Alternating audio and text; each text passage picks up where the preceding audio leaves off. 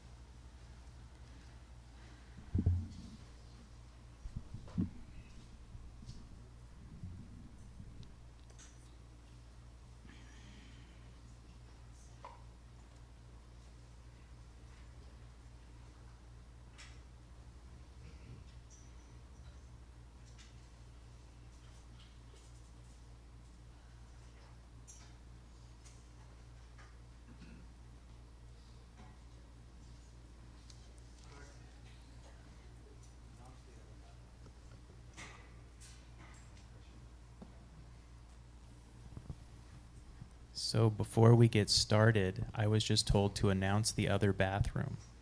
So right outside the main door we all came in, if you go right out and then just kind of keep going down the little walkway right here, it's like, 4 feet, there's another door, and there's another restroom in there. You kind of have to go through a main room, and then you'll see it. I have all the lights on, should be ready to go. It's all cleaned up. For Seva, if you're feeling it, anybody, when you're using the restroom, it would be fantastic if you see that the toilet paper runs out, just grab another one from either the shelf or there's a little cabinet in here and fill it back up. That would be great. Paper towels, the same thing. If not, don't worry about it because it'll get taken care of by somebody else. But I'm just saying, if you see it and it needs to be done, that's great. If you see trash that's overfilling, just either grab it yourself or tell me, and I'll get it taken care of. What else? We are filming. There are cameras positioned throughout the room, so we get lots of camera angles. When the audience, you, students, whatever, are asking questions, we have these, they're brand new, so that the people who are watching on live stream will be able to actually hear the question and the answer. And for the people who have been on the Zoom calls and other live streams, they know that that's been a challenge in the past. They only got to hear the answer. So we have 2 cordless mics, and so when you are preparing to ask a question, these will be kind of floating around, and if you could just grab one. It's to let everybody hear through the PA system, but also to let people online know that it's there. We have a water filter. So we have bottles of water that are in the back in the refrigerator, right, if you want some cold water. We have a brand new installed water filter right here at this sink. I'll be sitting there, the laptop's there, that's where I do all my audio video stuff. So there's a little tap right there. It's a brand new filter. Please, if you do grab a bottled water, refill it with that water if you can. If you have another bottle of your own that's not here in your car or whatever, grab that. I have some Sharpies, we can label them, so that nobody takes it or whatever, but that would be great to use that now. Jai Ganesh. Kurt, can I ask you a favor? This thing is in the way. I'm not able to see some people sitting there. Thank you.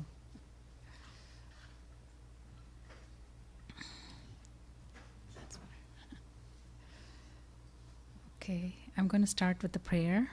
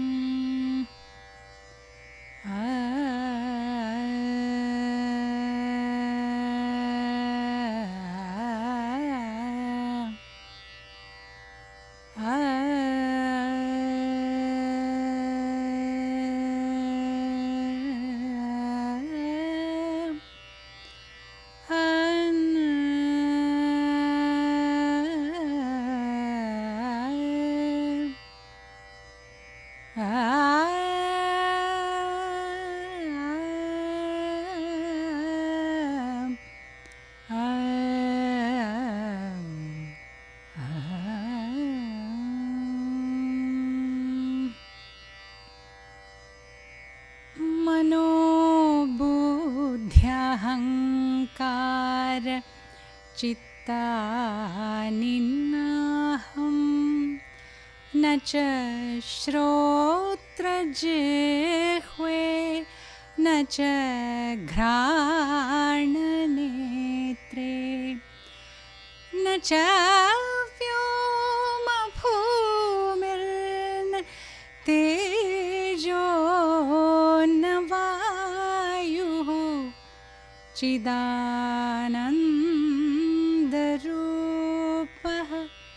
शिवोऽहं शिवोऽहं चिदानन्दरूपः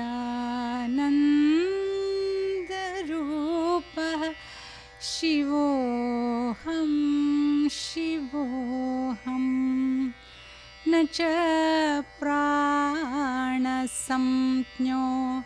न वै पञ्चवायुः न वा सप्तधातुर्न वा पञ्चकोशाः न वाक्पाणिपादौ न चोपस्थपायु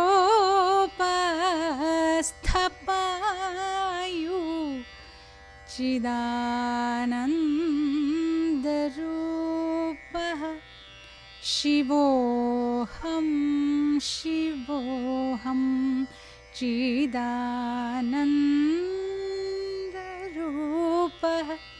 शिवोऽहं शिवोऽहं न मे द्वेषरागौ न मे लोभमोहौ मदो नैव मे नैव मात्सर्यभावः न धर्मो न चार्थो न कामो न मोक्षः चिदानन्दरूपः शिवोऽहं शिवोऽहं चिदानन्दरूपः शिवोऽहं शिवोऽहं न मे मृत्युशङ्का न मे जातिभेदः पिता नैव मे नैव माता च जन्म न बन्धुर्न मित्रं गुरुर्नैव शिष्यः चिदानन्दरूपः शिवोऽहं शिवोऽहं चिदानन्दरूपः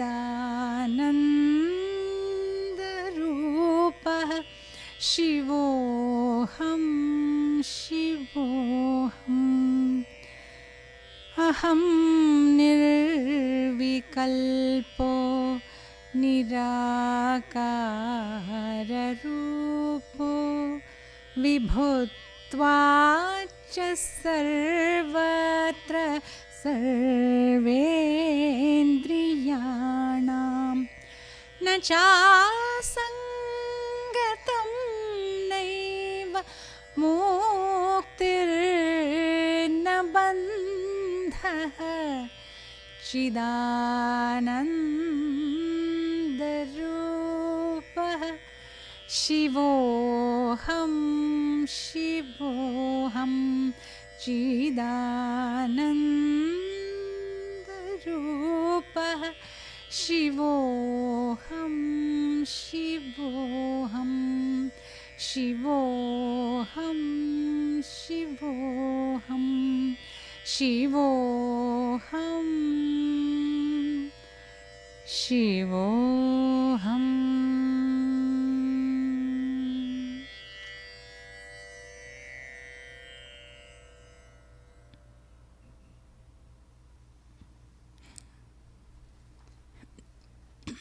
Namaste.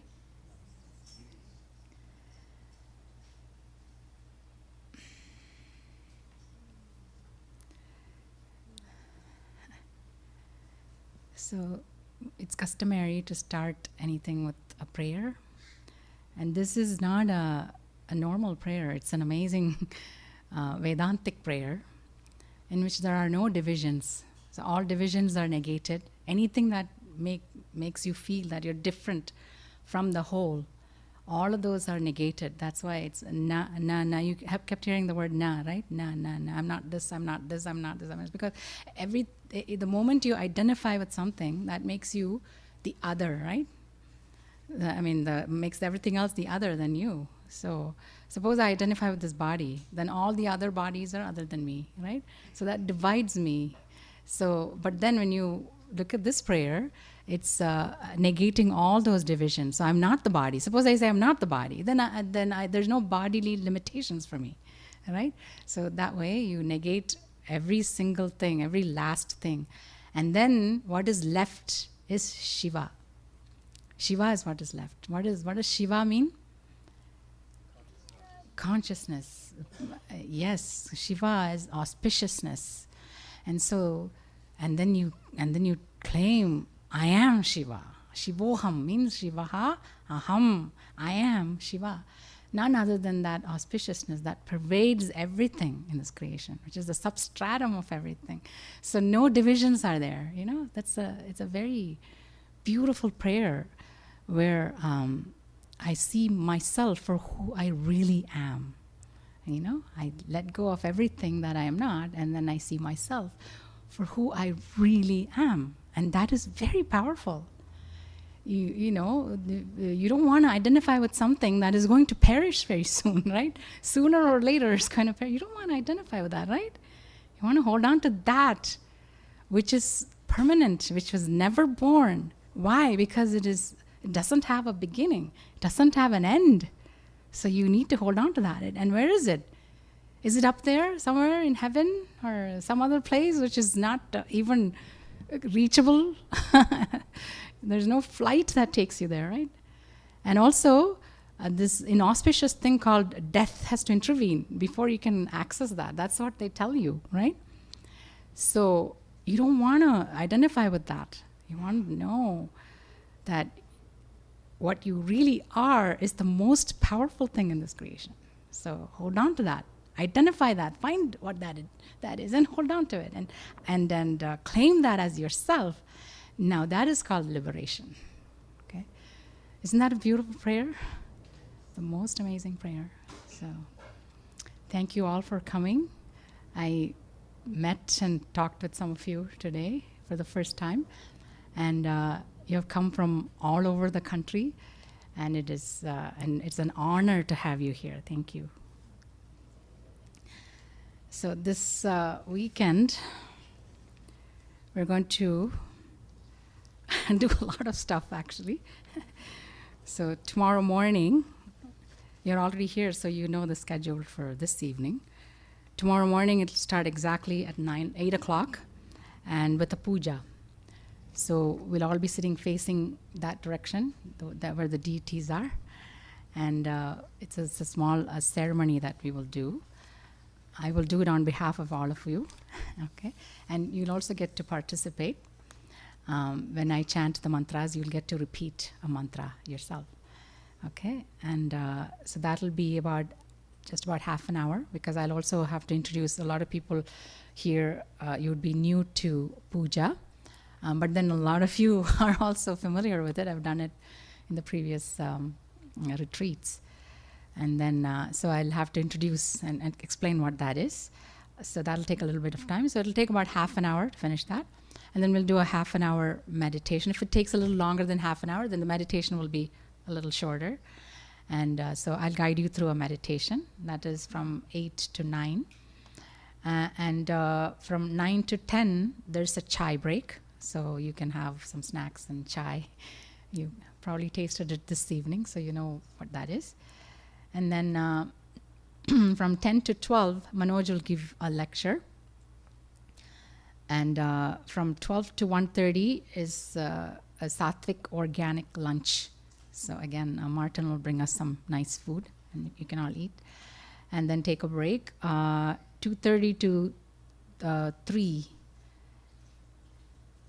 Okay, there's 1:30 to 2:30 lecture by Manoj again. So that would be the third hour of his lecture. And then I will come back after your chai break, 2:30 to 3. I'll come back at 3 o'clock, and 3 to 5 is what I will be teaching. Normally, I would teach pure Vedanta, just pure Vedanta. But this time, I have chosen to talk about a character from a poem called Ramayana. How many of you have read the story of Rama? Okay, so there are quite a few of you who haven't read it. Okay, so that means I have to tell you the whole story. And you know what that means? You're going to be here for a month. Because it's a long story. It's a very long story. This Ramayana is called Adi Kavya. It's the very first poetry. So it's not the very first literature part. It's not the very first work. There were other things like the Vedanta, or the entire Vedas were there. And rishis wrote a lot of Upanishads. All of those were already there before this poem was written. But those are called apaurisheya. Means it doesn't have an author. Okay? That doesn't mean that it just it was there and then somebody wrote it, or it was heard. This is this kind of a translation they give, that a person sat in meditation, then they heard this and then they wrote it down. You know, well, that's not very believable, is it? Because we don't hear it. We don't. If you start hearing something, then people will take us to an asylum, right? So it is very difficult to believe that, but there is an explanation for this. Apaurisheya means this rishi, or the seer. Rishi means seer, who wrote it down is not the one who invented it. All he did is he just discovered it. So in highest state of consciousness, he was able to discover that truth. So he wrote it down. So that these people are called seers. We can all see, we all have a pair of eyes, we can see, but these rishis saw what we can't see unless we are able to rise to a higher level of consciousness that we achieve in meditation. You know, we can do it too, but it is difficult. We have to practice. We have to practice the meditation, and then we'll be able to see that truth that they saw. You know, so say they saw that and they wrote it down. That's why it's called apaurisheya, because they are not the authors of this. They just discovered the truth, which is already there. These are the laws of nature that was already there, and they just wrote it down. Okay, so that's the kind of literature that was there before this poem was written, and this is the first of its kind. This is Paurusheya. It was authored by a person called Valmiki Maharshi. He's also called a seer, but then he's the first one to write a poem. Okay, so it was the very first in the entire Vedantic literature, in the entire Sanskrit literature. This was the first poem that was ever written. This poem has 28,000 verses. It's all in verse form, and the language he uses is very beautiful. In the poetry, you know, poetry is always beautiful, right? This is the most beautiful. And he's the Mahatma. He's the highest of all the. There were other poets after him, but he's the best. He always stood as the number one poet, Valmiki. And he writes the story of an individual called Rama. Okay, so there is Ramayana. It's many things. It is Adi Kavya, I told you. It is the very first poetry that was ever written. It is an epic. It is an epic, but it is much more than an epic, because it has elements of history in it. Okay, so Rama is an historic character. He really did exist. Okay, but then when he wrote it as a poetry, he added a lot of other characters, like a Batman or a Superman. You know, we didn't need any of the Batman or Superman in India because we had Hanuman. You know, he's all of them put together. You know, such a character. He makes such a character. Okay, in this particular story. So, and then there will be animals in the story also. So there's an element of mythology in it. Okay, all the characters are amazing, beautiful characters. Any character you take in Ramayana, it's like a jewel. You know. So there's a verse. Let me see if I can remember it.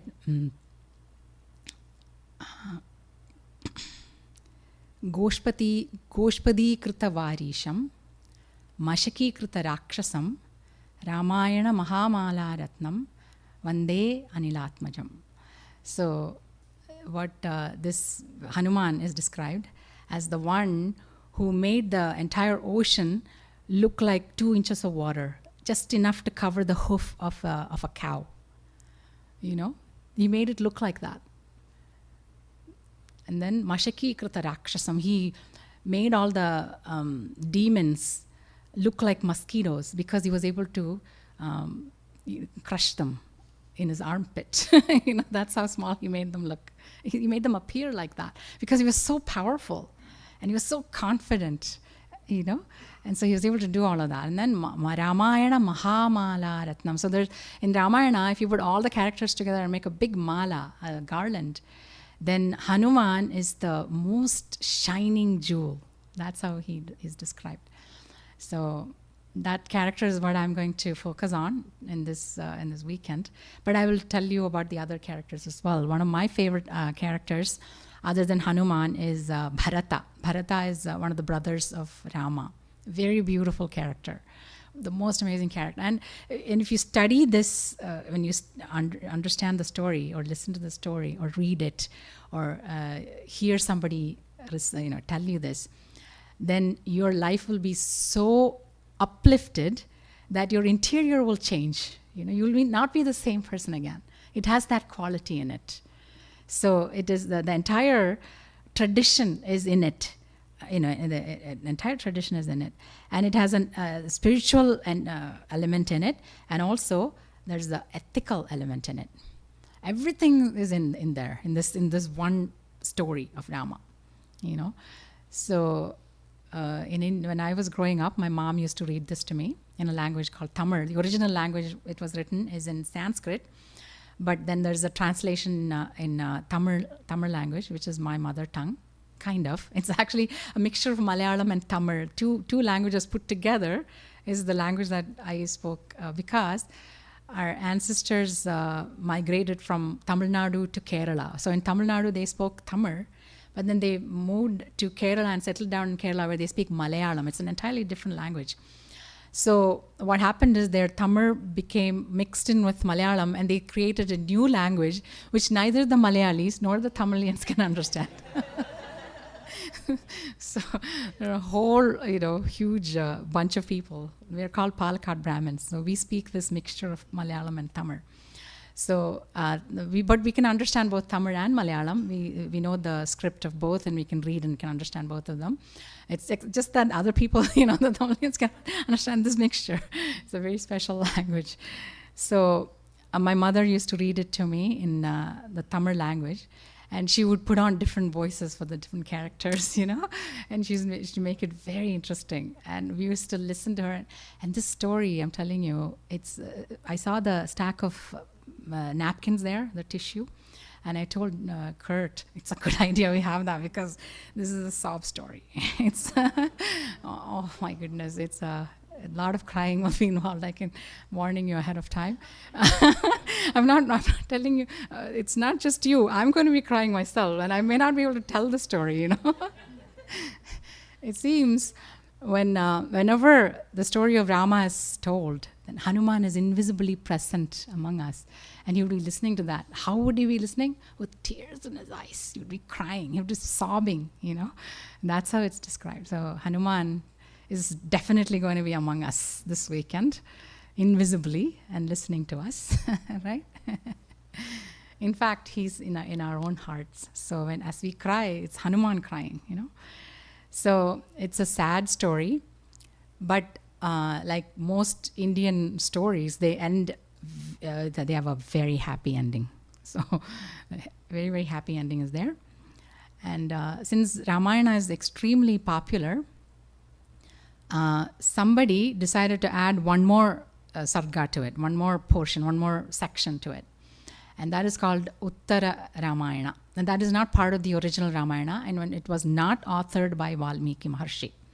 It was authored by someone else, but they put it under Valmiki's name.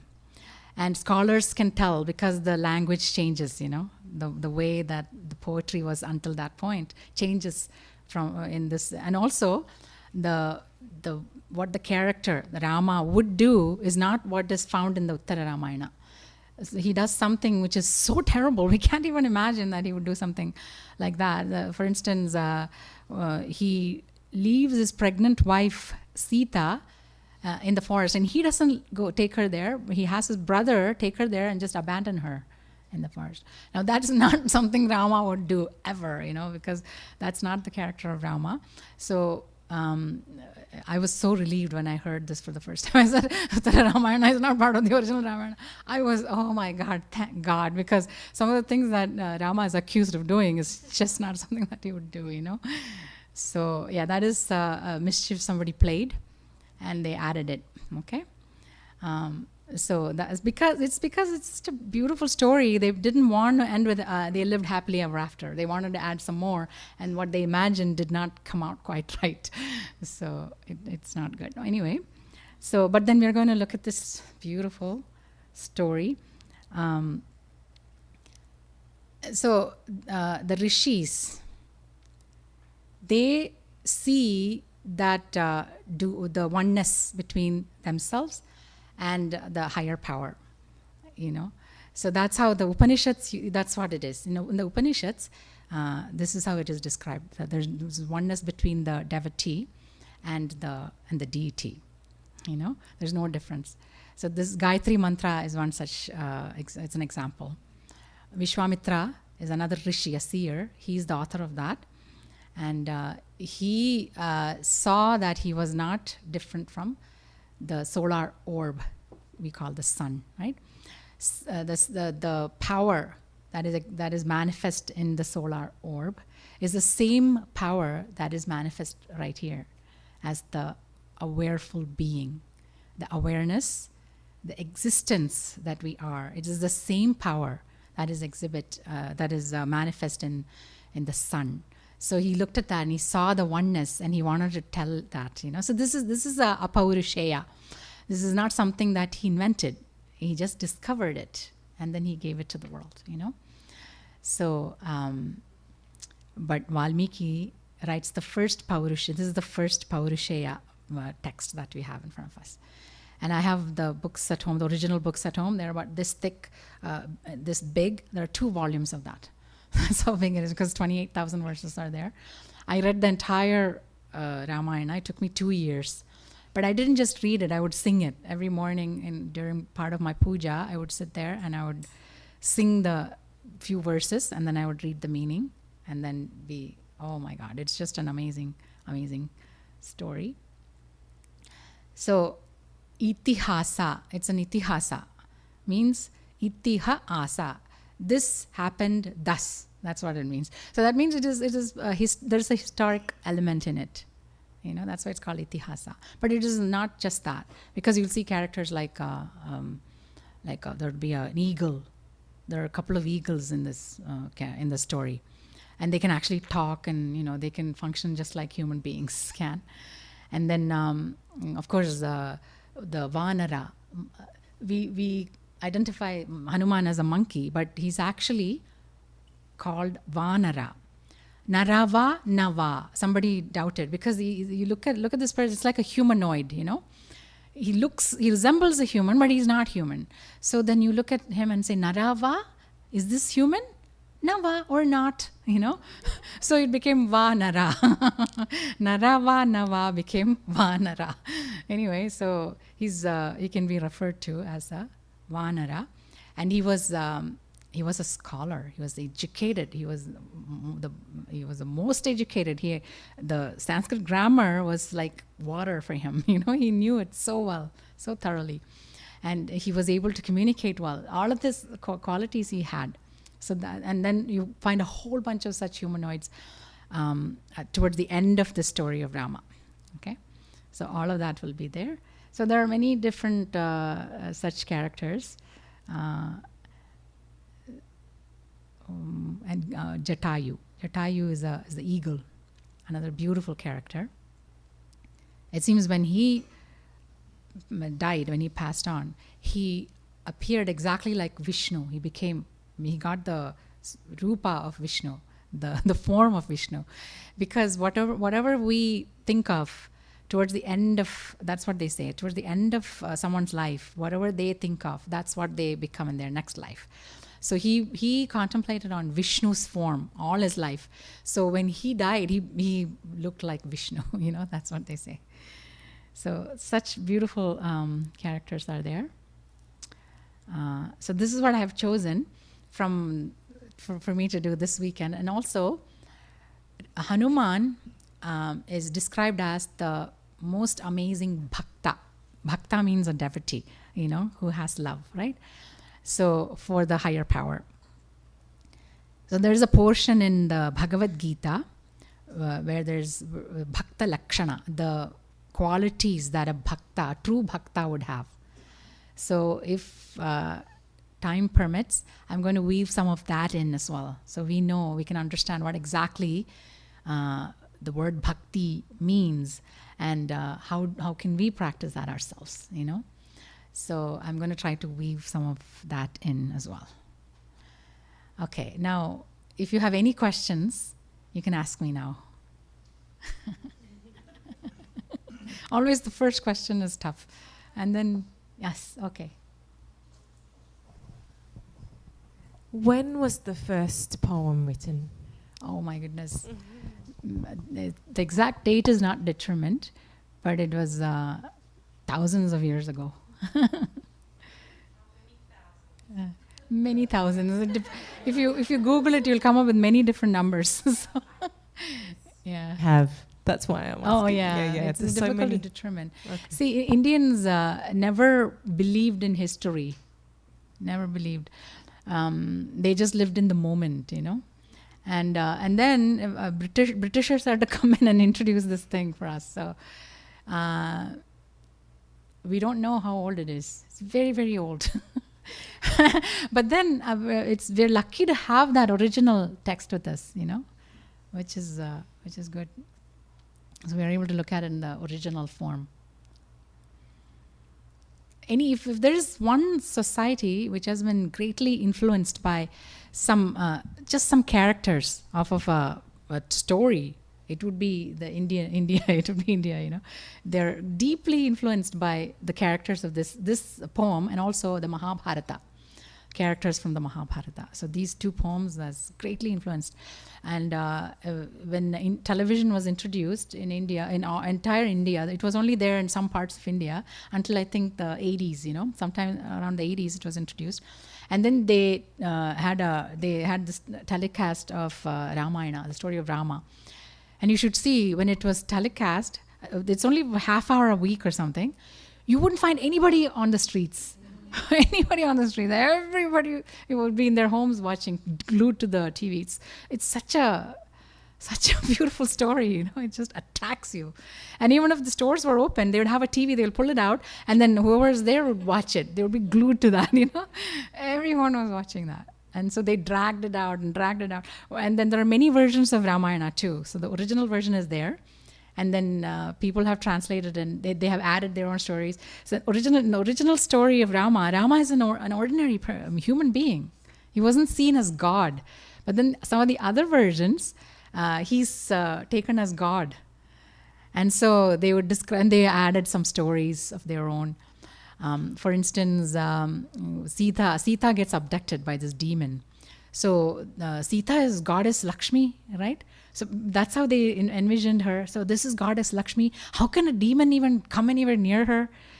It's not possible for him to lift her and take her. My goodness, this is not possible. So they included a story. They said, before Ravana was to come, Ravana is the demon, was to come and abduct Sita, Rama already knew that he was coming, because he's God, right? He's the incarnation of Vishnu. He already knew what was up to come, what was about to come, and so he invoked a fire, and then the Agni Devata, the Deva, the deity behind that fire came up, and he asked humbly to Vishnu. Vishnu is sitting right in front of him, right, as Rama, and he said, "What can I do for you?"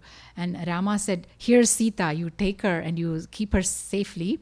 And then he produced a Maya. Out of Maya, he produced another Sita. And she's the one that Ravana abducted. Now everything fits, right? So this is a new story. It's not there in the original story. So, this is how they enhanced it or whatever in their own way. Because they wanted to believe that Rama was God himself, There are other stories like that too. They would say that Ahalya, there's another character called Ahalya. She was in the form of a stone. And that's not there in the original Ramayana. So Rama, there's a rishi called Vishwamitra. He purposely brings Rama and Lakshmana through that ashrama of Ahalya, where she was cursed and turned into a stone. Is that possible? I mean, and then Rama comes and his foot touches the stone and she turned back into a woman. Those are all added on stories. In the original story, it's not like that. So Ahalya was meditating, so she looked like she was a stone. You see? So if you're sitting there and meditating, and she hadn't bathed, she was just meditating for a long time. So her clothes were dusty, and she probably resembled a rock, So, so they said, okay, let's make her a rock. And then she was the cursing part. Yeah, you can take it as a curse, or maybe a suggestion from her husband. He told her, your heart needs to be purified, and I suggest that you meditate, and your heart will be pure. And by the time Rama came, she had meditated for a long time, and her heart had been made really pure. And then actually Rama touches her feet and takes blessings from her. It's not the other way around. Rama and Lakshmana were very young when they visited that ashrama, because they were teenagers, and to touch somebody by foot, this is completely against Indian culture. The culture is you should never touch anything with your feet. Suppose there's a book and I'm walking by, my foot touches by accident, I would immediately bend down, touch it, and put it like this, and thinking that the idea is the book is as precious as my own eyes. Would I ever step on my eyes? I would never do that. So this is the feeling, this is the thinking and the feeling that comes from it. That's amazing, isn't it? So books are very sacred. We don't touch them with our feet, So Ahalya, so much older to Rama and Lakshmana, there's no way they're going to touch her with their feet, So that's the story. So this is what I was talking about. There's a lot of tradition is built into this thing, the entire.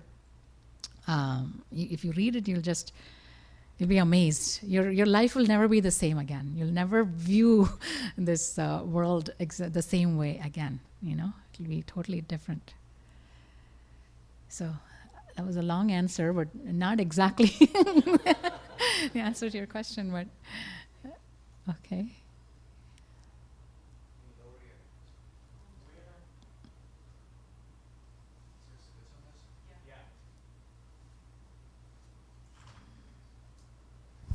So where in the story of the Ramayana does it change from the original version to the edition?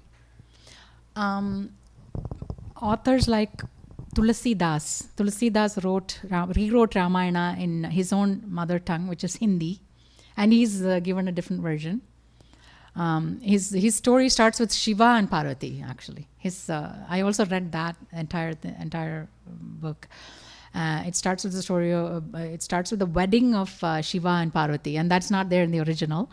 And in the wedding of Shiva and Parvati, Ganesha is there. Ganesha is their son. They weren't even married yet, but Ganesha is there because time works differently, So in India, you cannot have a child unless you're married. And if you have a child, then you have a husband. That is how it is, okay? That's why it is unbelievable to see Ganesha present at his parents' wedding, okay? So there's a joke. Seems a guy asked a lady if she was married. She said no. And then his next question was, do you have any children? And then she slapped him because it's the wrong question to ask, right? He got slapped. So he said, I got it all mixed up. Then he went and then he saw another lady. He asked her, do you have children? He asked that question first because then he didn't want to be slapped, right? Do you have children? She said, yes. Then he asked, are you married? Again, he got slapped.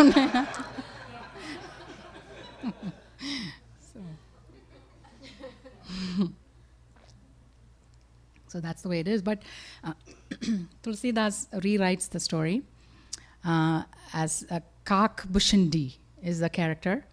It's actually a crow is telling the story. That's how it is built up. So that there itself, it's changed. A lot of changes are there in Tulsidas Ramayana when you compare it to Valmiki Ramayana. And then there is Kambar, who wrote it in Tamil language, and he has changed it quite a bit also. He writes it, he describes the meeting of Rama and Sita differently, than the original. And also there are many other changes. And then there's Adhyatma Ramayana by Eruthachan in Tamil, in Malayalam. So these are the ones that I can remember. There are many other versions of Ramayana written by many people. And Eruthachan, in the Adhyatma Ramayana, he brings in a lot of Vedanta. So you find a lot of Upanishadic meanings highlighted and presented much more than the original Ramayana. And original Ramayana also has elements of Upanishads in it. But Eruthachan highlights it much, much more. And unless you study Vedanta, you cannot understand the story of the way Eruthachan writes in Malayalam. So when everybody writes it, they write it in their own way. And there's also another writer who wrote, I think, in Hindi. And he writes a beautiful story about Hanuman being there with him as he writes the story. So that's how he imagines it. Hanuman is there. So he writes about Sita. She's in captivity now. She's in the demon's palace, not the palace. She doesn't enter the palace.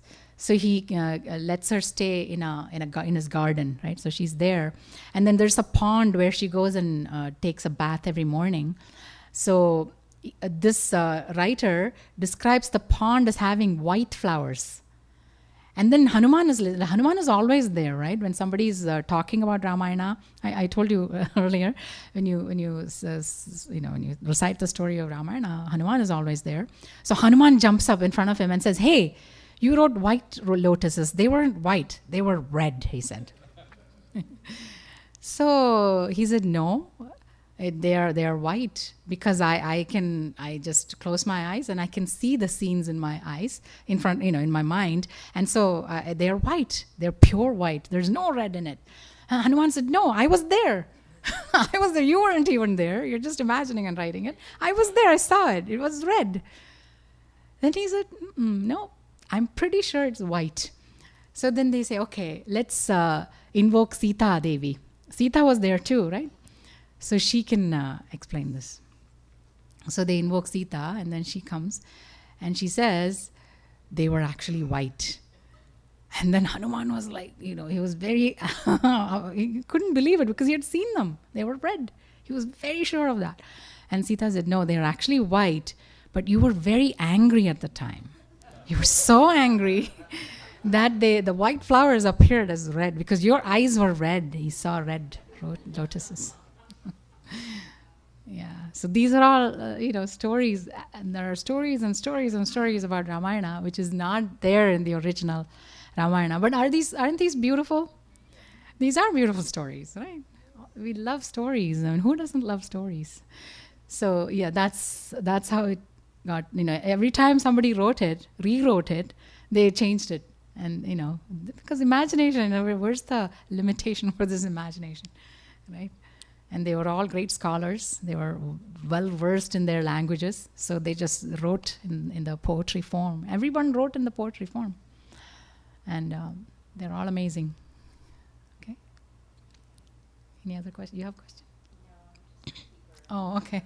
Okay.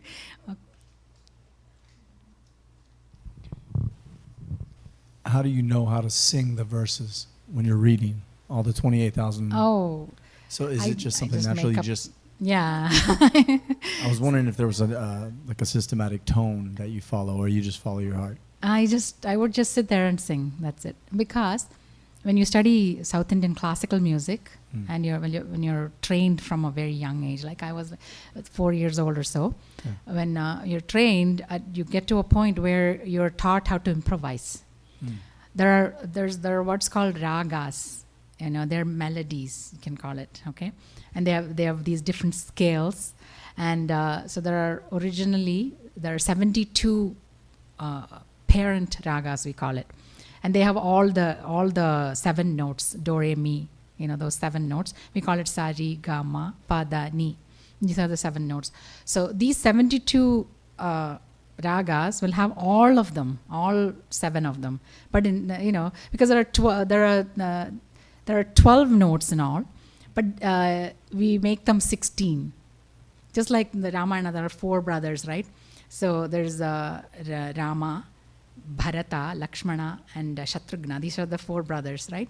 But the 2 brothers in the middle are both older brothers and younger brothers, depending on who's looking at them, right? Yeah. Similarly, so what we do is we take 4 notes and then we make 6 out of them, okay? Because we only need 3, okay? So what we do is we take 1, 2, and 3, or you take 1, 2, and 3, or you take 1, 2, 3. That way, so in permutation combination, you can make many more ragas. So we've come up with 72 of them. These are the parent ragas.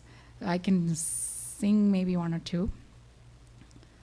Sa, ri, ga, ma, pa, da, ni, sa, ni, da, pa, ma, ga, ri, sa. So these are the 7 notes going up, 7 notes coming down. It's called Maya, Malava, Gavla. This is the raga. And then sa, ri, ga, ma, pa, da, ni, sa, ni, da, pa, ma, ga, ri, sa. Same notes it looks like, but entirely different tune. This is a different raga, entirely different raga called Kalyani. So like that, you can come up with, there are 70 more of those, Unbelievable. Ga, ma, pa, da, ni, sa, ni, da, pa, ma, ga, ri, sa, todi. So these are, there are many more of those. So, and then there are Janya ragas, means born, the ragas that are born out of these ragas. It won't take all 7 notes. It'll only have some of the notes. But it'll kind of resemble the parent raga. But then again, it won't have any resemblance also. It'll have an entirely different thing itself. I sang Kalyani earlier. Sari, sa, sari, ga, ma, pa, da, ni, sa, ni, da, pa, ma, ga, ri, sa. You drop some of the notes and say, sari, ga, pa, da, sa, da, pa, ga, ri, sa. There are only 5 notes going up, same 5 notes coming down. This is called Mohanam. This is the baby raga. Because it only takes 5 of the mother raga, okay, the parent raga. So all of these ragas are taught, and then the key phrases of those ragas are taught. There will be key phrases, like for sa, ri, ga, pa, da, sa,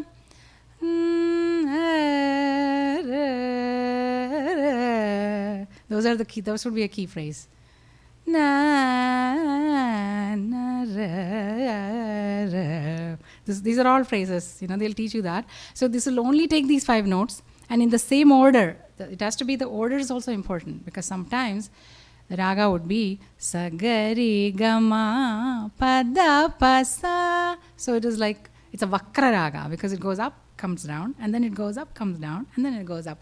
And then in the song, you'll have to necessarily follow those rules. So there is this fence. Within the fence, you have freedom. You see?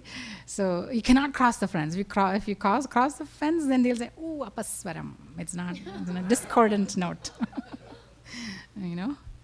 So, thank you. So you sit there, and then if you study for a long time, you will learn about 200 of such ragas. 200 of them. There are thousands of them, okay? But if you study 200, then you can perform in a concert. You can also improvise, okay? So then you sit there, you pick up a verse, and then you think of a raga. Sometimes you don't even do that. You just sing, and a raga will pop out. Because this is what you do, right? You keep listening to it over and over again. My mother is a singer. My sister, 7 years older to me, she's a singer. My brother, 9 years older to me, he's a violinist. So, and I'm the youngest. And so right from I was born, you just hear this, right? You keep on hearing it. So it's there. You don't even have to recognize or identify what raga it is. It'll just come, right? So I just would sit there and just sing. in different ragas. So that's how I did all the 28,000 verses. It took me 2 years. Yeah. I didn't record any of that. It's just part of my prayer, you know. So, Which makes it that much better. yeah. Thank you. You're welcome. So in the modern kirtan music that has become very popular, the Hanuman Chalisa is usually on everybody's hit parade. So most of the big artists have a version. It mostly is traditional, and sometimes there's a spin on it. Do you have a version of the Hanuman Chalisa, and will you sing it for us over the weekend? Oh, wow. I haven't sung it in a long time. I had studied the whole thing. I had memorized the whole thing. But now I don't think I remember it. It's been a long time since I sang it. It's been years. I'll try. If there's time and if for me to practice, you know, I'll try. Thank you. There is a version. And Hanuman Chalisa is from the Tulsidas Ramayana. In that version, it's there. Yeah. So, any other questions?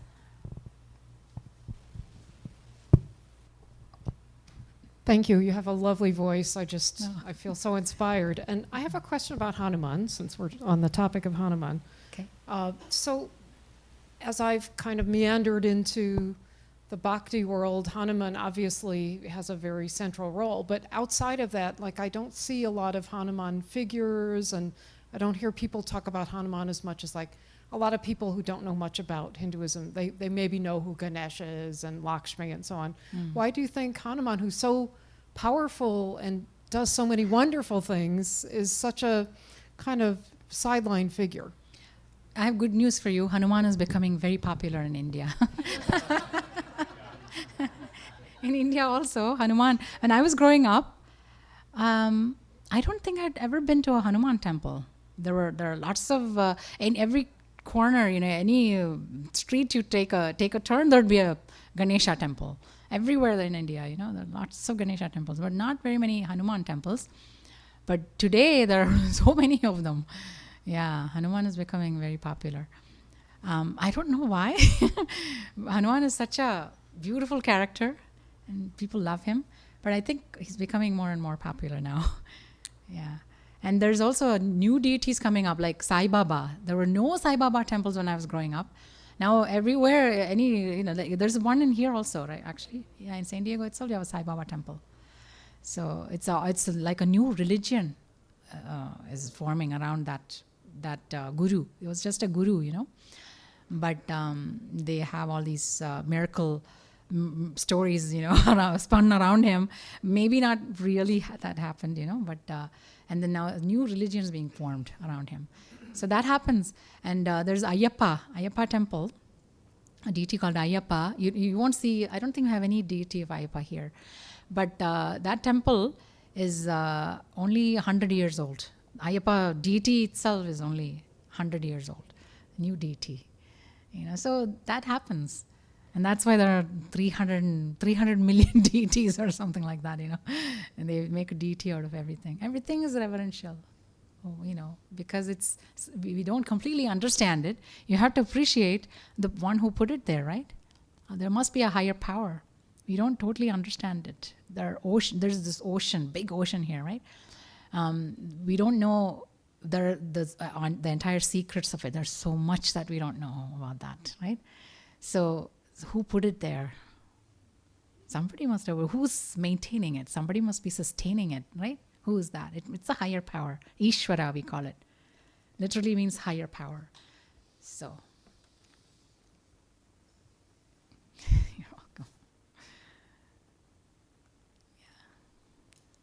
To carry on his question about the more modern performers for kirtan, I know some of the more traditional or purists, I don't know how to describe it, where they believe that it maybe takes from the maybe more powerful elements of the more pure elements of the song and the chants and the mantras. What is your thought on that? And also another question too is about the Gayatri mantra, which is, I heard it's not even supposed to be uttered out loud, and supposed to be yeah, people say that, but okay, let me take the first question. So there's this traditional classical music, right? And so India is divided into two, South India and North India. So in South India, there are only like 4 states. The rest of it all we call North India. But anyway, so in the South Indian classical music is there. And there is North Indian classical music. We call the Hindustani music. And this is Carnatic music. Okay, so that is, in the pure form, that is what it's called. But for kirtan singing, what we do is we dilute this. It's not taken in this pure form. It's a lighter form, lighter version of that.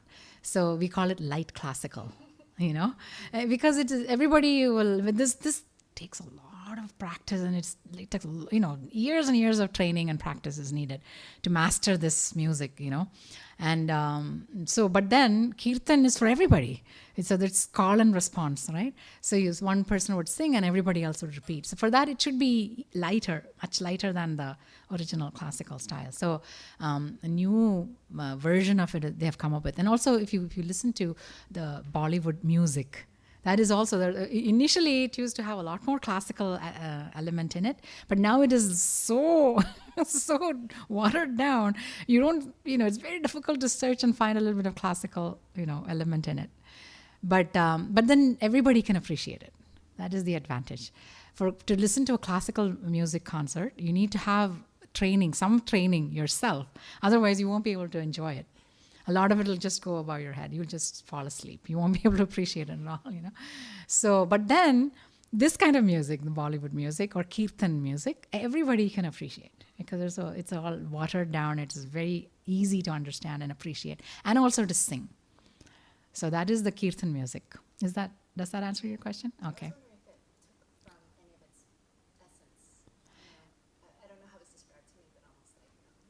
Will it have the essence of the original? Yeah, the essence, maybe the power, what we get from some of the blessings that we might get, or that people think they get from chanting. Well, when there's group prayer, there's always an energy that's created, right? So you'll experience some of that tomorrow morning when everyone chants Om Ganapataye Namaha or something like Om Ganeshaya Namaha. When everyone chants together, the energy builds up. You'll feel it. You can't escape that. So there is a, it is fun. When you listen to the story of Rama, every time you hear the name Rama, your heart will just melt, because it's such a beautiful story, So it invokes that feeling in you. You see, so there is a power in singing in kirtans, but it's important to understand the meaning of it. If you understand the meaning, like if you listen to the story of Rama and then you chant the name of Rama, it is different from just chanting Rama without knowing anything about Rama's story or the character itself. And knowing about Hanuman and then chanting the name of Hanuman, then you start thinking in a certain way, and that invokes a certain feeling in you. That is powerful. You cannot, you can't discount that fact, right? So that is the feeling that people are talking about. But it helps. Knowledge is power, right? So it is important to know what is being said or what is being sung. Then it makes more sense. Yeah. Sometimes if the singer is completely engrossed in the singing and is singing from the heart, you don't even have to know the meaning, you can feel it. That's also possible. And then your second question was Gayatri Mantra. They say that you should keep it a secret and this, that, and everything. What they mean is you should chant it with knowing the meaning of it. After understanding the meaning, you chant it. That's what they mean. Otherwise, if you just chant it loudly and somebody hears it, they'll ask you to shut up, and that's not good because that'll be disrespecting that beautiful mantra, because there's so much meaning in it. You're equating yourself to the higher power. It's a beautiful mantra. It shouldn't be looked down upon. So it doesn't serve anybody good, right? So it's important to know the meaning and then chant. So you don't chant it in front of just anybody and everybody. You would be discreet and you would sing it only in a place where it is appropriate. Maybe that's what they mean by that. Okay. Okay. All right. It's been wonderful seeing all of you, meeting most of you here, and I'm going to conclude. See you tomorrow at 8 o'clock. Thank you.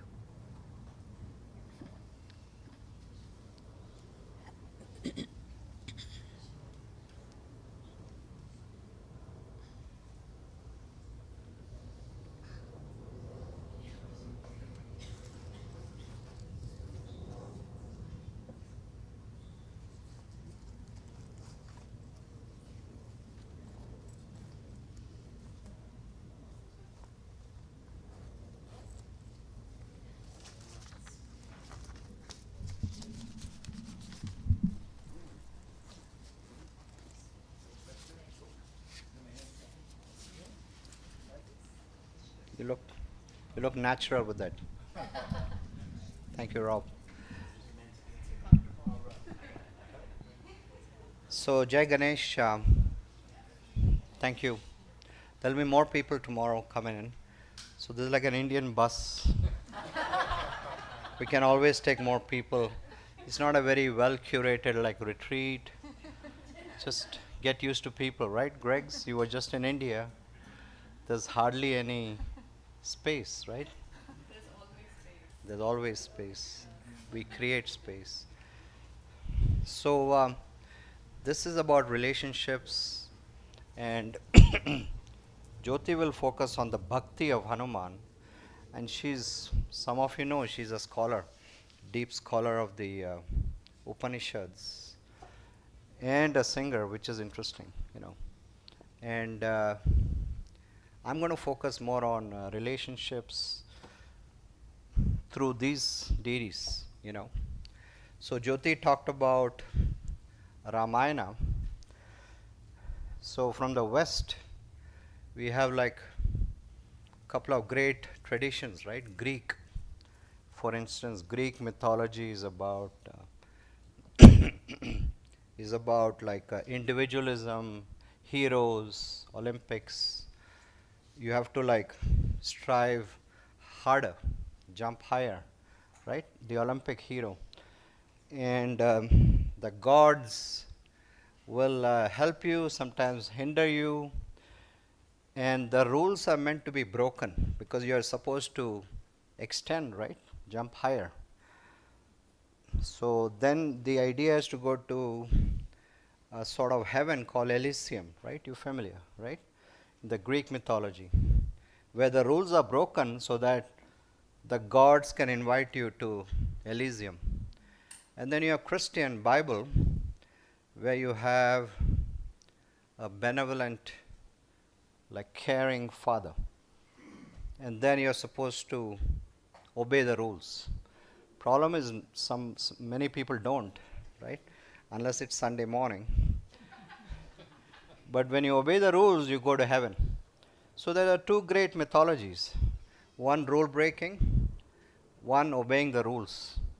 Then you come to Hindu, where you have Ramayana, where Ram like obeys the rules. He's all about dharma. He's called Maryada Purushottam, which means he's strict about dharma. And then you have the other great epic. Anyone know that? Mahabharata, right? Where Krishna, he's called Leela Purushottam, where he actually encourages bending the rules, mischievous, sometimes even breaking them for a higher cause. It's always for dharma. So you have two, one Ramayana, one Mahabharata. And the same Vishnu comes either as Ram or Krishna, right? So the question is, which epic reflects India? Is it rule breaking or rule following? And the answer is this. Yeah? The answer is contextual, because they happened in two different time scales. The Ramayana happened in Treta Yuga, And the Mahabharata happened in Dwapara Yuga, and we're living in Kali Yuga. Yugas are like thousands of years apart. So the idea is we have to be wherever the occasion demands and live skillfully. Does that make sense? So that's why it's confusing. You can't put a bracket on Indian mythology. Okay? So I'm going to sit down. I'm not 100%. Can you bear with me? Maybe I'll try to sit down. Can someone bring me a chair? I'd like to be more in front. Thank you. Yeah, I got it. Thanks, Kurt. And please give it up to Kurt. He just jumped in, does a lot of filming, a lot of seva. Just need to. There's some weird stuff happening at the same time, last couple of weeks, you know. So today's Friday evening, and it's also a Hindu New Year, Pongal or Shankranti. So in South India it's Pongal, and then they have like planetary alignments, and I'm slowly being exposed to big rocks in the sky, the planets. Yeah, I've never been into that, but Kurt has been, and many of my friends like Susan, or they were at the Sedona Vedic astrology. I teach with astrologers, but I just teach mythology, you know. So right now there's some planetary configuration with the sun, and I'm sure you guys can geek out on that. Yeah. So today is New Year Day. It's also Friday evening. Thursday evening. Okay. Okay. I'm a little out of it. So I have an excuse when I screw up, yeah? So these gods themselves have relationship issues. Who doesn't have a relationship issue, right?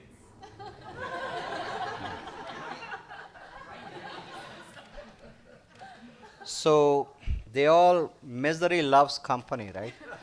So Shiva, and I need like Michael, since you stood up and you're clean relationship wise. So you're the guy. Show people where Shiva, show them a Shiva. Like that's a Shiva thing there. A lot of Shivas are there. There's a sitting Shiva. And I usually have my good friend Greg from San Francisco. He's like 6 feet 7 inches. Greg, come on up. Hold the Shiva so people can see that. And Michael, you hold Vishnu. The sitting Shiva on the bottom, Greg. All the way to the right, yeah. And then you hold Vishnu would be. Yep.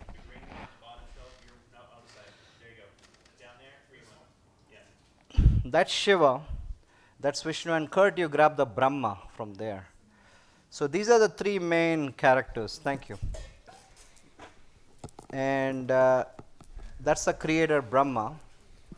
Sustainer is Vishnu, and Shiva is the destroyer. But they all have their own families, right? Thank you. And they all got together. And you may put it down. It's okay. I have to go over It's you. really heavy. Otherwise, they can't see. You're too tall. So they all got together in a bar to commiserate, you know.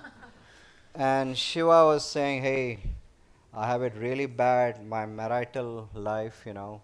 It's not peaceful because my wife, you know, Parvati, who becomes Durga, she runs away on a lion, right? And the lion scares the mouse of Ganesha. Ganesha is my son. And then Shiva says, my other son, which is Murugan, has 6 faces, and I don't know which face to talk to him. And then he says, my first son, Ganesh, is also pissed off at me because he's got a big elephant head and a big belly to counterbalance the elephant head.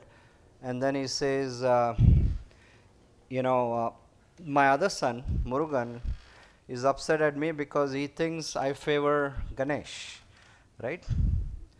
And then he says the snake around my neck freaks out the peacock and the mouse and the bull Nandi, right? So I have my sons, my wife, the vehicles, and nobody's really happy with each other. Yeah? And then who I am is I love to go in the mountains, up a mountain and count squirrels, right? That's what Kurt was doing before he met me. So here I am forced to enter married life with all this family, what to do, right? So he's complaining to Vishnu. And Vishnu says, I got it worse, brother, because my wife Lakshmi, she's all the money, so she treats me like dirt. And then he says, my son, which is Kamadeva, which is Cupid, he goes around shooting arrows, and people get into relationships because of Cupid, and then they divorce, right? The divorce rate is 50%, so everyone's mad at me, And then he says, my other wife, Saraswati is also Vishnu's second wife in some stories. She gets mad at me because she's a goddess of knowledge and wisdom. And because of that, she's always right. Right? And then he says, my vehicle eagle gets freaked out by my snake, Adisesha, I'm lying on. The Adisesha becomes Patanjali, who wrote yoga. So nobody is getting along, he's saying, Vishnu. And then he's saying there's so much turmoil in the world, I'm sick of coming down as avatars, as Ram, as Krishna, I'm just sick of fixing people's problems, This is Vishnu complaining. He's a sustainer. Like he becomes Ram or he becomes Krishna. And then Brahma, which Kurt is holding with 4 heads, he says, you guys got it easy because my wife Saraswati left me. He actually, created Saraswati as his daughter and wanted her as his wife. And then Shiva chopped one of his head off. He had 5 heads, yeah. So he says, I don't have a wife. And furthermore, because I've done this adharma, right? Remember the title of this retreat is Dopamine and Dharma. So he had a dopamine rush when he saw his daughter. He was drawn to her. And he said, because of this, nobody worships me. There are literally 6 Brahma temples in India, whereas there are thousands of Vishnu temples and thousands of Shiva temples. Hardly any Brahma. So he says, even my YouTube channel has 6 subscribers. Yeah? So he says, hey, you guys have it easy. I'm the guy. And then Shiva's wife Durga comes, riding on a lion, right? There's a Durga there. And she says, hey, you guys, you couldn't kill that demon. Thank you, Greg. He's holding the big Durga on a lion. How cool is that, right? How badass can you be when you ride a lion? She says, you guys couldn't kill the demon Mahishasura, the buffalo demon, so I had to take on all your powers and kill the demon when you guys couldn't do it. She said, guys, go back to work, do what you're doing, and furthermore, grow a pair. So the gods, thank you. We're good. Wow, that's really heavy. It's really heavy. You always make me hold the heavy one. I know. But you got some good practice from last year. So the thing is, the gods have the relationships, and we are undergoing the same stories, okay? And then you have the consorts of the gods, okay? And I'm going to call them LSD, which is Lakshmi, Saraswati, Durga. So this is spiritual LSD, right? So we all need Lakshmi because, that's the Abraham Maslow hierarchy of needs. We need the money, we need the house, we need a dog, we need a pickup, we need now a service animal, we need all that, right? I see so many on the plane now, So Lakshmi is necessary, but then, Saraswati gives you wisdom, and Lakshmi can go in and out of your life. It's called Chanchala. So there's an elder sister of Lakshmi who's called Alakshmi. So you got to be careful when you work with Lakshmi that you have to honor Alakshmi. That comes from the churning of the ocean of milk. We'll do that tomorrow. So an Indian business guy was asked, how do you respect both Lakshmi and Alakshmi? Most people don't know there's an Alakshmi. You got to be careful when you invite Lakshmi. Alakshmi may come. So the money comes, sometimes it leaves, right? Lottery winners lose their money, they commit suicide. That's Alakshmi, a Lakshmi. Okay. So the Indian business guy was asked, how do you respect both? He said, when Lakshmi comes towards me, I pray to her. When Alakshmi leaves me, I pray to her. Yeah. So Lakshmi can come and go, whereas Saraswati wisdom is always there. So when you have, they say within every person's heart resides Lakshmi, Saraswati. You never chase Lakshmi, you chase Saraswati, wisdom. And that makes Lakshmi jealous and she comes after you. Right? But then you also need Durga. This is the third part of the LSD. Durga is for, the word Durga means a fortress. Durg means fortress. You need emotional stability. Like people who made a lot of money, there's relationship issues, the kids don't respect them, there's turmoil, So Durga is really needed for shadow work. I know we've done a lot of shadow work, Lori. So that's the part which is needed. So there are 3 goddesses which are consorts of these, the main male goddesses. Okay. So when it comes to relationships, I'm going to give you a big picture of the whole thing. And then I'm going to have you break out into groups. So you pay attention. So you can answer my question. Because a lot of this retreat is going to be, you have to put your story on their story. Because these are all archetypes within us. I love the way, Susan, you kept saying in Sedona, they're all within us. They're all archetypes, like Carl Jung's archetypes. So some are activated more than others. And they help you wherever you are in your hero's journey. So if you want to geek out on the hero's journey, behind you on the bathroom door is the whole hero's journey. We kind of beat it up like a year and a half ago. You were there, right, Mark, when we beat it up in November?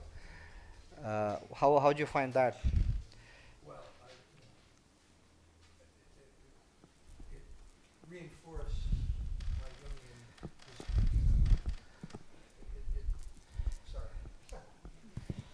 For me, it personalized my intellectual knowledge of Jungian psychology. Yes. There was little gemstones in this stream of knowledge. That, Yes. It's great. Thank you. Yeah. So what we did was we put all the archetypes in the circle of Shiva, very unique. And I might refer to that. And if you have any questions, anytime ask. This is more a conversation, okay? But since this is about relationships, that's my emphasis has changed this retreat, okay? And hopefully I'll have some new jokes too. So you changed your mind? I did change my mind, yeah. You can hear me okay, Kurt? The recording? Yeah.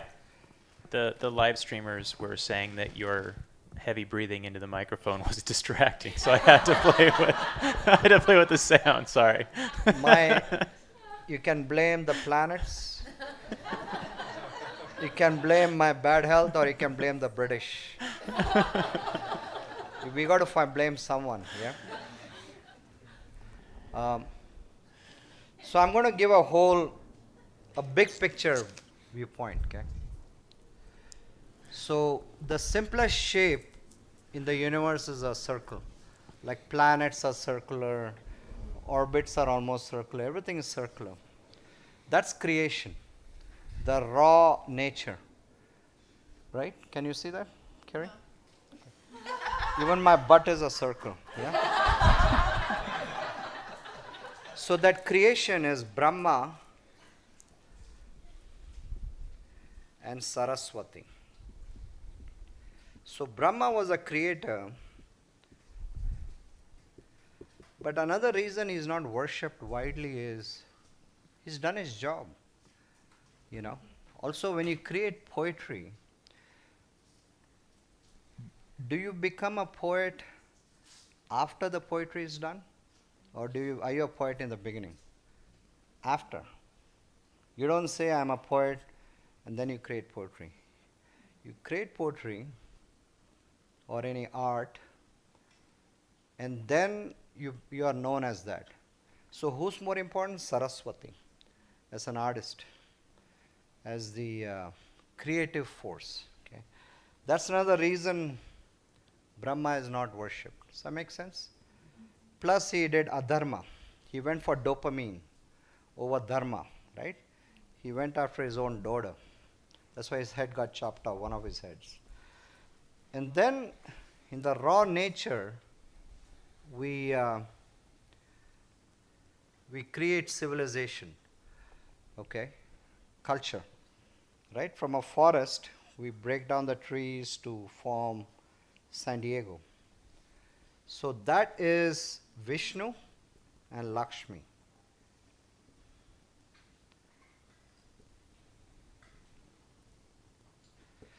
So Vishnu Lakshmi represents the householder nature, creating like wealth, creating culture, creating dharma, rules in society.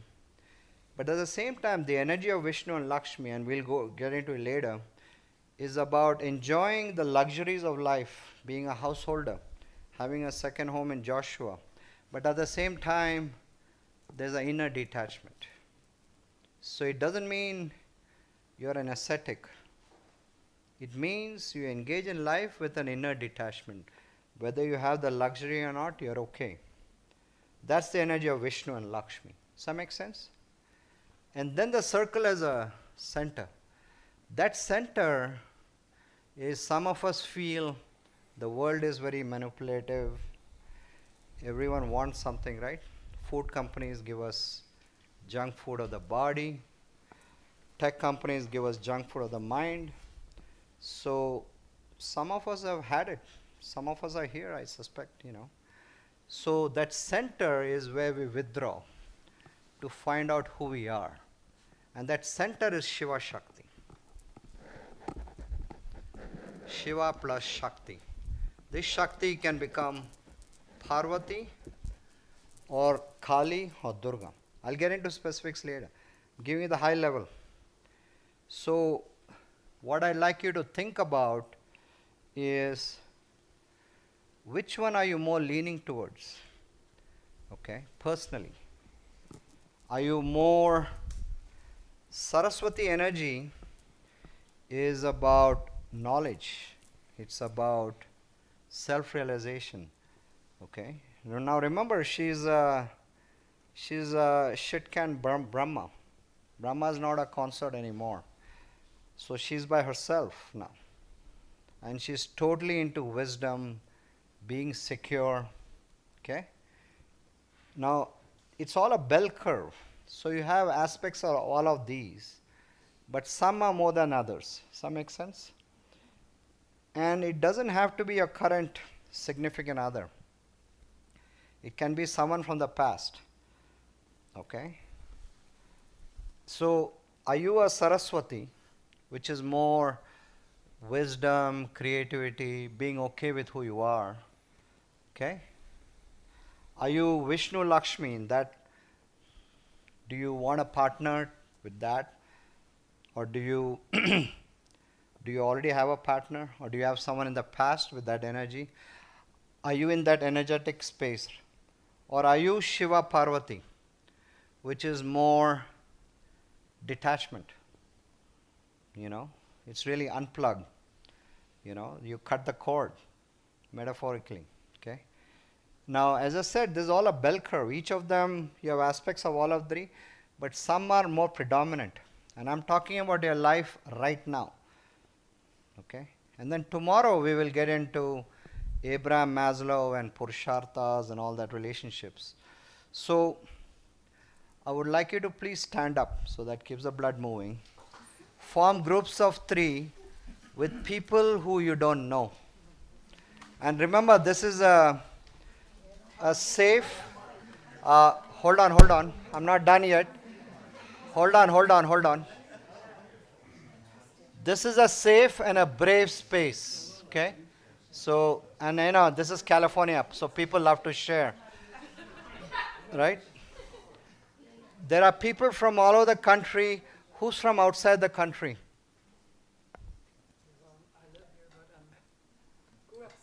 Yeah. Okay, and someone's from, you're from Canada. I didn't know that. Welcome. And Melbourne, right? Australia. But I think you come to California enough to know that people let it all hang out, right? So please share, number 1. Number 2, in groups of 3, form your own groups with someone you don't know. Here's another question. People come to retreats wanting something. I would like you to think about what you can contribute to this relationship retreat. It's a little twist. Does that make sense? So 2 questions. Where are you? And number 2, what you can contribute. 6 minutes. Make sure everyone talks, so everyone has an equal space in the conversation. Hi. Hello. How are you? Hi, Susan.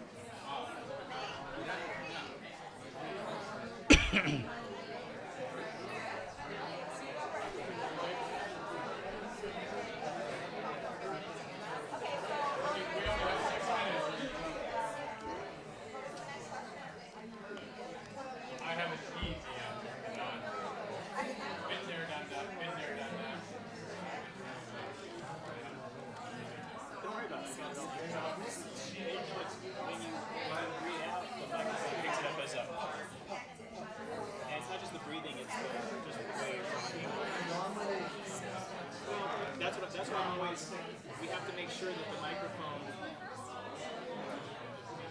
see how it makes it help?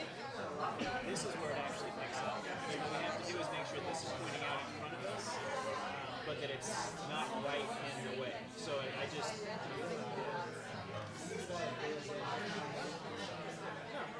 it's not, it was, the people online with the headset. It's just whatever's coming through the PA system. Don't worry about it. I wouldn't have done anything about it, but Jack had said, hey,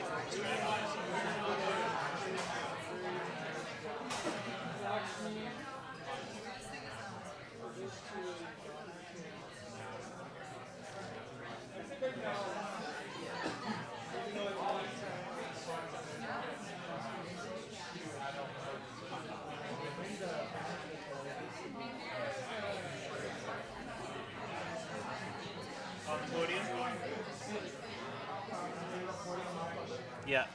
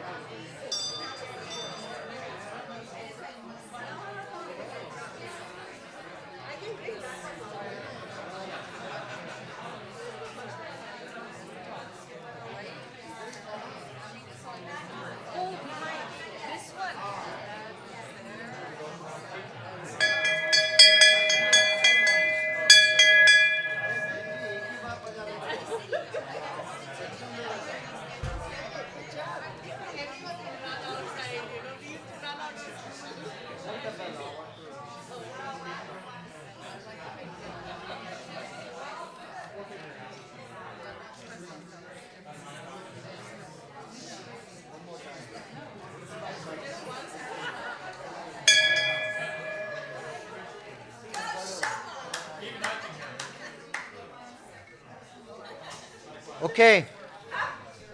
Jai Ganesh. So this, I think that's a good icebreaker. Um, this bell is, it's actually a real temple bell. It's not a wimpy, those little bells. So this, you would actually hang with a chain, and it's really a call to attention. It also, neuroscience-wise, it balances the left and right hemisphere. But the symbolism is, this is Saraswati, the thing which you kind of, and then this shape is infinity. It's all symbolic. And then this handle is prana. So you're using your prana for a call to the infinite, using wisdom. Okay. So thank you, Shoma. This is my good friend Shoma. We met at Sedona Vedic Astrology. So part of my journey here is to help you in your hero's journey. I've been there, done that I've been doing this 18 years, been traveling non-stop. And you all have to do your journey. So my role is to help you wherever you are. So I'll frequently call up people. It's not like I'm planning to put you on a spot. It's a conversation. It's going back and forth. Does that make sense? But before I go into more, is there anyone with any insight who wants to share to the whole group about this breakout session you had? Anything anyone wants to share? I know you want to share, Susan. Yeah, you look like you want to share. So please stand up and your name and where you're from, so we can all bond. I'm Susan. I'm from Mars. No, I'm not. Maybe in another life. Anyway, I'm Susan. I'm from Staten Island, New York. That's where I live right now. Is that but I Long might be Island? moving. No, Staten Island. Staten Island. See, It's New a York, borough. when I It's teach one in of New the York, 5 boroughs. people are in a hurry, they speak in a hurry, Like I'm doing right now. and they also hurry up and meditate. And when Is the 20 minutes up yet? and where's Marguerite? She's from LA, right, Marguerite? And when I teach in LA, they don't look at me, they'll all look in the mirror. Yeah, there you go. Go ahead, Susan. Okay. What? So what's the one insight you or your group had? And try to use the Can I you guys statement. help me? May, Connie, please. Try to use the I statement, because the I relates to your heart. If you use things like studies have shown, that's very intellectual. When you use I, it's your feeling, your heart. One of you guys, whoever. Thank you, Susan. I'm very excited to What's meet your name? Susan. I'm Connie From? in Kansas City, Missouri. Okay. And I'm very excited to hear of her. I'm going to speak about her with my insight, yes, is what she is creating to Staten Island. Her work and her counseling and how she's bringing all of this in. I think it's a beautiful gift you have to give to the world, and it's very much needed. So and can if you want to explain share, in a nutshell what that is? She's very humble, I know, that's why. Oh, I hate talking about myself. I really do. So I was telling them that I have a counseling background in school counseling, and I'm not doing that. I started my own business, but I'm trying to make it a nonprofit. So I'm looking for partners if anyone's interested. And the point is that I want to build community. I don't know if I'm going to stay in Staten Island. That's the thing. But I know Staten Island needs it tremendously because they have a really high drug rate because people are suffering. Right. And so I'm not sure if they're there yet. Yeah. But they're going to be there. The whole world's going to be there. And also, I feel they are the ones, the quote-unquote civilians, they need the more help because the brain doesn't recognize the oneness. Mm-hmm. We talk about oneness, we feel that, but the brain as an organ, there's a difference between the mind and the brain. The brain does not, and as a result, there's a pervasive level of anxiety, depression. Mm-hmm. A year from now, it's going to really be bad. So you're right on. I feel you're doing amazing That's work. why suicide rates are up Yes. also. Yes. So drug rates are up, suicide rates are up because people are just totally lost and Yes. they need this type of stuff. They Yes. need to connect to themselves. Yes. You tell them how the different modalities, through the Vedic. Yeah. Yeah, so Do you want to join her team? No, Is no, that- she can explain it better. but you do so well. You do much better. Do you want to promote me? Go for it. What's your idea?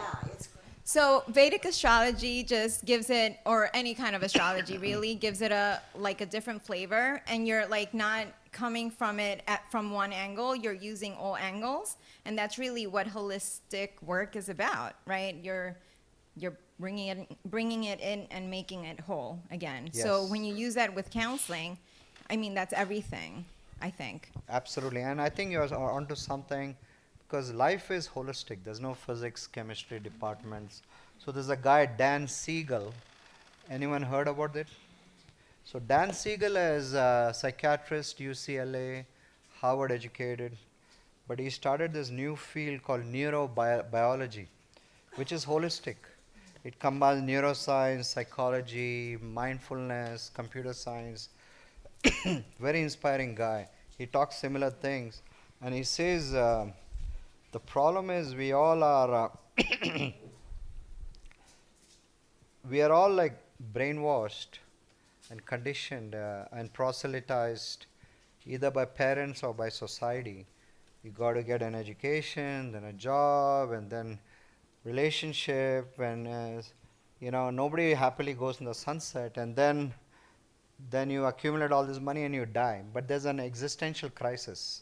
It's like what Albert Camus talked about, the myth of Sisyphus, rolling up the rock up the hill, comes down. Up the hill, that's life.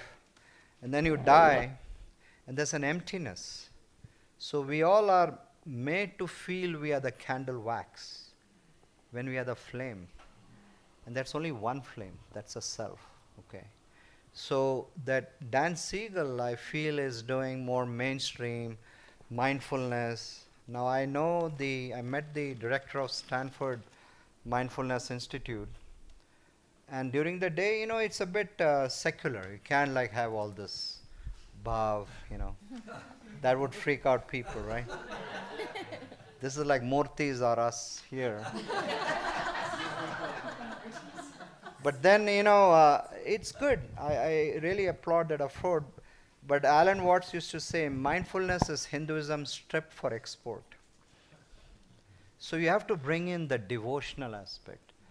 It's not just enough just meditating, because our hearts have that devotion, the empathy, the compassion. So it all has to be integrated. And Dan Siegel interviewed many psychiatrists, psychology, on what is the mind, and nobody can define what the mind is. Whereas the yogis, the philosophy, are totally into all this. They totally have geeked out what's the difference between mind and brain. Okay, whereas the Western world, the secular world, is still catching up. I was in that world. Personally, I grew up agnostic, right? You know what agnostic is, right, Rob? It's an atheist without balls, right? There's a Stephen Colbert joke, yeah?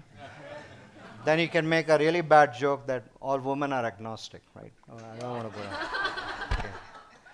So many of my bad jokes come under Patreon.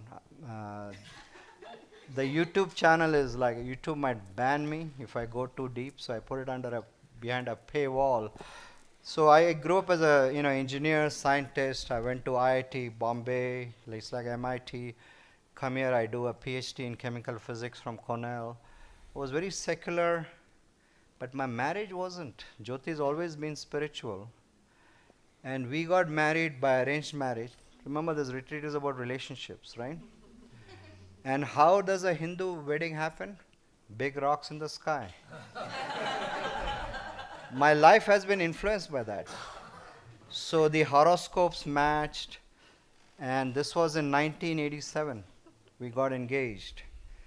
And then, there's an auspicious time to get married, and here's where I was a troublemaker. I was supposed to get married not when I was still in grad school, and they, I wanted to get married in December during holidays, but they said, no, it's bad time. Here's where I put my foot down. I said, I'm not into all this.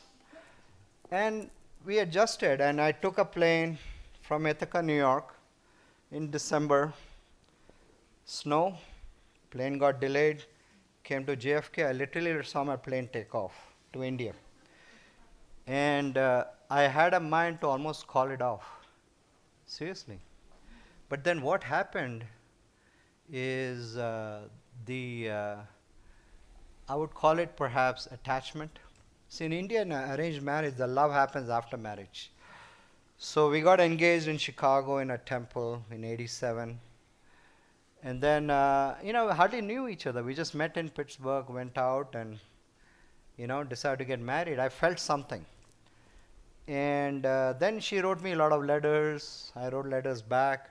This was in 1987, right? No email. I was on email in academia, but not in popular lexicon, right? And then she wrote me like 100 letters. I wrote like 50 letters, so I think she loved me twice. Yeah. And then, so the plane takes off, and the marriage was literally the next day. So I called her parents, her uncle, aunt in Chicago were also planning to fly, and they got me a new ticket. I'm a broke grad student, like a yoga teacher, right? And then I literally fly there, and they were all worried because the wedding happens in the bride's hometown. This was in Kerala. They all were worried because around the same time, there was another guy who was supposed to fly from the US, and he never showed up. So they were all like worried. And then I show up, and they were like so relieved. And the marriage was over 3 days, literally. So this is a traditional Kerala Brahmin marriage with a lot of symbolisms. So you walk around the fire 7 times, you tie a thali. There are all these symbols which nobody explained. That's another reason I was agnostic. Nobody explained the meanings of these murtis, the rituals. And so if you look at pictures, wedding pictures, even now I'm under jet lag. But something happened to Jyoti. She used to get a lot of headaches because she didn't eat on time. But somehow the spirituality pulled her over into the bhav, okay? And then I went from an agnostic over a period of life experiences, and now I was offered 5 years ago as a job as a Hindu chaplain in Duke University. Go figure. Because our daughter was accepted to Duke, and a professor had heard about me, and he gave me a job. Of course, it was an adjunct faculty, so it's like slave labor, I'm having too much fun selling more. The point I'm trying to make is, the relationships are ordained somewhere else. It's already happened. So some of you have heard my talks about the Nadi scrolls, right? You heard them. And the Nadi scrolls came from a conversation between Shiva and Parvati. So I'll talk about the relationship of Shiva and Parvati. Shiva and Shakti had a conversation about everyone's lives. So my scroll said, I'm married to Jyoti. Her scroll said, she's married to me. I took her the next year. And what freaked me out was, it told that I'm importing all these statues. When I wasn't doing that few years earlier, I was in high tech. And then it said my mom's name, my dad's name, my date of birth, and my birth time, which is important in Vedic astrology, I think. So I was born, it said all that. And then finally it said I was teaching all these retreats. And then finally it gave me the time of my death. So that was a seminal moment for me in my hero's journey. That Ishvara, the controller, there's an order in the universe, okay? And that order, when it was revealed to me, I wouldn't say it made me a believer. I'm still a healthy skeptic. But it told me this path is legit, I stopped drinking beer 15 years ago when I got my scroll. I stopped eating meat. I found my guru, got deeper in the philosophy. So the reason I'm sharing this story is I've been married 32 years now. There's a deeper sort of energy that orchestrates everything. So to me, that's the dharmic part of a relationship. And when you look at Abraham Maslow, he talks about self-actualization. And we are going to get into what is called a self-actualized relationship. So it's not just about you, okay? And we're going to do a lot of team practices. But we always pray to Ganesh. And most people don't know Ganesh himself has a relationship, okay? He has 2 wives in North India. Especially in Maharashtra, there's a Morgaon Mayureshwar temple where he has 2 consorts, Riddhi and Siddhi. So I just want to let people be aware that Ganesh has 2 consorts, Riddhi and Siddhi. And the story is, so Ganesh is always worshipped at the beginning of every wedding, or at the beginning of a yoga teacher training, or at the beginning of a business, always first. And then even his parents, Shiva, Parvati, they had a wedding, they worshipped Ganesh. How do you account for that? Because time is cyclical, right? Jyoti said that. It's not linear. So Ganesh here is like almost like a best man. But he didn't have a wife all this time. He's like a 40-year-old virgin without being married. And in all marriages, Ganesh is being invoked. And he's slowly getting, he wants his own. Right? Yeah. So he had his homeboys, the rat. Right? Every Ganesh is a mouse. You see the mouse here? Right? That's his vehicle, Vahana. But symbolically it represents your mind, right? Because our minds wander, like the way the mouse scampers. So when he rides on the mouse, he calms your mind. And when you calm your mind, that's where the magic happens. It can put you in the flow state. In that flow, your brain slows down.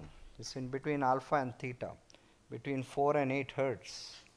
When the brain slows down, you are able to, number one, feel the joy. And you accept things the way they are. Like Kurt put it in our email, it's like you watch a sunset, you accept where the sunset is, and you feel the joy because there's no you. That's the flow. And you accept things the way they are. You don't wish the sunset were 6 inches to the right. Right? So imagine if you live your life accepting things the way they are. It doesn't mean you don't work hard. You work your ass off. But you are okay with the results. That's what Krishna said in the Gita. Right? So the mind is calm. It starts with that. And the second thing that happens is you observe and act on the synchronicities. Everything is orchestrated, but you're able to tap into that. Many of you had heard my story about Bernie Sanders, right? How I met Bernie's daughter. Total synchronicity. I'm giving a lecture and talk about Bernie, and there she is in Telluride, Colorado. Bernie's daughter. And Bernie got a little Ganesh for his briefcase, but he didn't win the whole thing, right, in 2016, because they didn't buy a big. There's always. Yeah. So his daughter is coming. She's come to a retreat. Heather, she's a producer of Sedona Yoga Festival. I just spoke to her a couple days ago. And Bernie talked about his daughter, trying to teach him yoga. In the New York Times a few days ago, he talked about that. The point is, these synchronicities are there, right? Tom Brady. Sorry, Lola, he lost, right? Yeah, but the idea is, yes, he's moving on. Yeah, so Tom Brady opens the locker room door. He shows reporters a statue of Ganesh, right? Helped him win all the Super Bowls. Probably helped him deflate the football too. Yeah, too much weight. So the point is, Ganesh gives you good luck, you put in the flow, and coming back to the original story, so he's seeing all these people get married, he's got this mouse, and he's got this whole posse of mouse, right? There's a big story of the mouse. We'll get into that. It's called, originally it was Gaja Mukha. So he told the mouse army to literally any wedding to burrow and break up the roads. So everything was always under construction. So people really were getting worried. Nobody was getting married. So then Brahma, he said, okay, you can marry my 2 daughters. And his 2 daughters are Riddhi and Siddhi. So Riddhi is wealth, also accomplishments. Siddhi is synchronistic powers, Siddhi, powers. So that's a big thing that happens when you work with Ganesh as your archetype. Riddhi is like an ability to make big vision planning, okay? And then Siddhi gives you the powers to get the stuff done. So what Ganesh can do is put you in what is called the floodlight consciousness, the big picture. That's what Alan Watts talked about. The big elephant head is the floodlight consciousness. The little eyes is the spotlight. So spotlight is when you're just focused on something, like when you're driving to Joshua tomorrow, you keep talking, and then you end up there. You don't know how, right? But if you live your life more as floodlight, aware of everything, and occasionally get into the spotlight. Like the surgeons talk about being in the flow. They've done that 10,000 hour. Maxwell, Malcolm Gladwell, right? They can literally do the surgery being in the flow. They're not aware. That's the flow I'm talking about. So you're being in the floodlight, at the right time you focus. So that's like making a big plan and then you focus on the implementation. That's Riddhi and Siddhi. So Riddhi is making plans, material wealth that happens. Siddhi is attainments, powers, but that is not the main goal. This only is to give you a certain satisfaction that life is relatively smooth. Okay, nobody's life is 100% smooth, right? Carl Jung had a saying, show me a sane person and I will cure him. Right? The real thing is about awakening, self-actualization, moksha. That's shown by the sweet he holds. So that's why he offers it to us, the sweet of enlightenment, Satchitananda. This is really what Jyoti will get into. It's a bhakti of Hanuman as a means for self-realization. The broken tusk, the 2 tusks means the pairs of opposites were like tossed around. But when he breaks the tusk, it means you're going past the pairs of opposites. So Carl Jung talked about it, holding the tension of the opposites. Anyone Jungian? Yeah? Like Israel-Palestine, some issues can be solved, or Democrats, Republicans, or what happened to Bhagavad Gita. Arjuna was torn by opposites. He kills his cousins, he's guilty. He runs away, he's guilty, he's a warrior. So a third force arises when you hold the tension long and long. So you're not subjected to the pairs of opposites. That's the broken tusk. When you're able to transcend that, you get into the oneness. So it's like a window in this room. It separates the outside, inside. When you break the window, when you break the broken tusk, what's left is the oneness. So these are all philosophies. The big belly means digest all experiences. Be cool. Don't get triggered. I went to an Italian restaurant a few weeks ago for a meetup. Guy comes up and he says, hey, I'm still waiting for my dinner. Where is it? So I said, I'll serve you if you pay me $100. And then he got it. He made an honest mistake. I go to Vermont. There's a hotel, expensive hotel, Hotel Equinox. I go once a year. Burlington, Manchester, and the Green Mountains. and a very fancy hotel, $500 a night. And I'm teaching at a yoga studio next door. And I go to the hotel saying, what's the big fuss about? A guy pulls in the car. He tells me, Jose, carry my bags. And I did. He gave me $100. I'm a capitalist, baby. The point is, did I get triggered? No, he made an honest mistake. It's okay. We don't have to like freak out about things that do not agree with our worldview.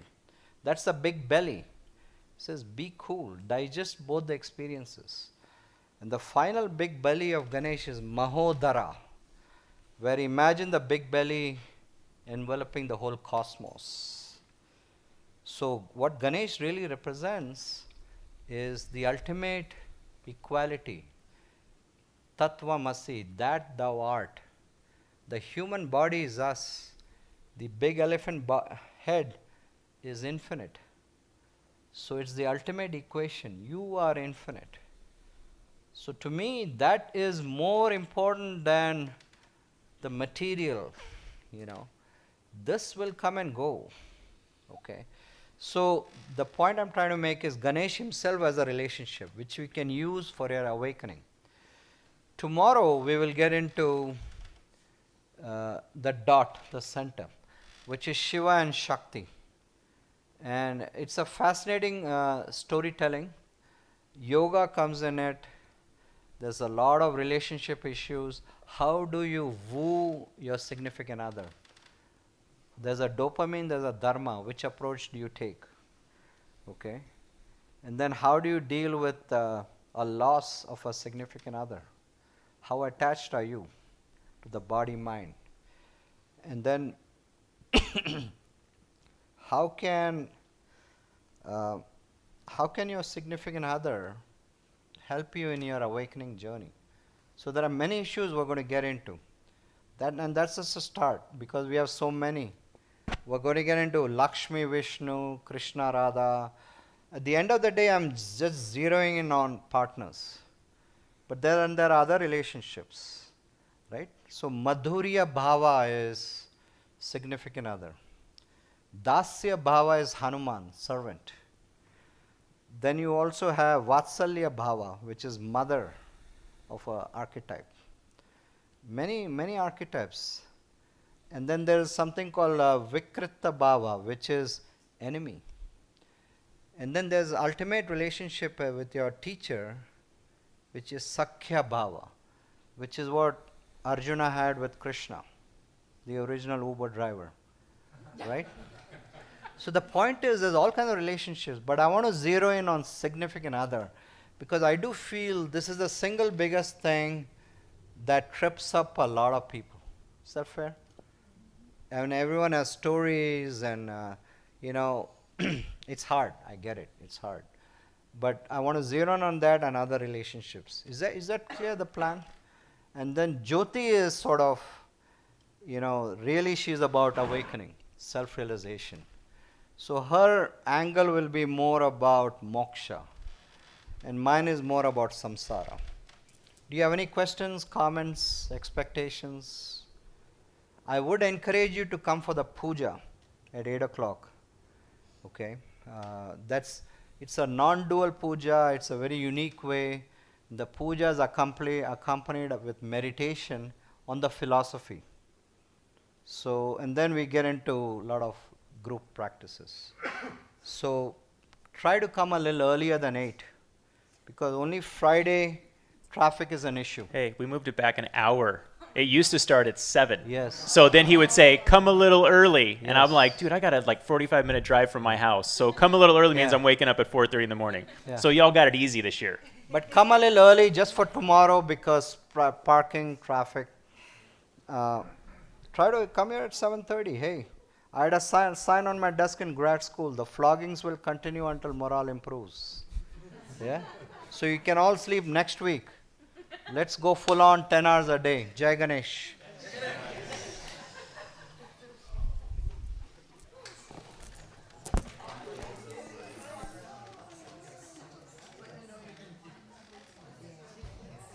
Yes.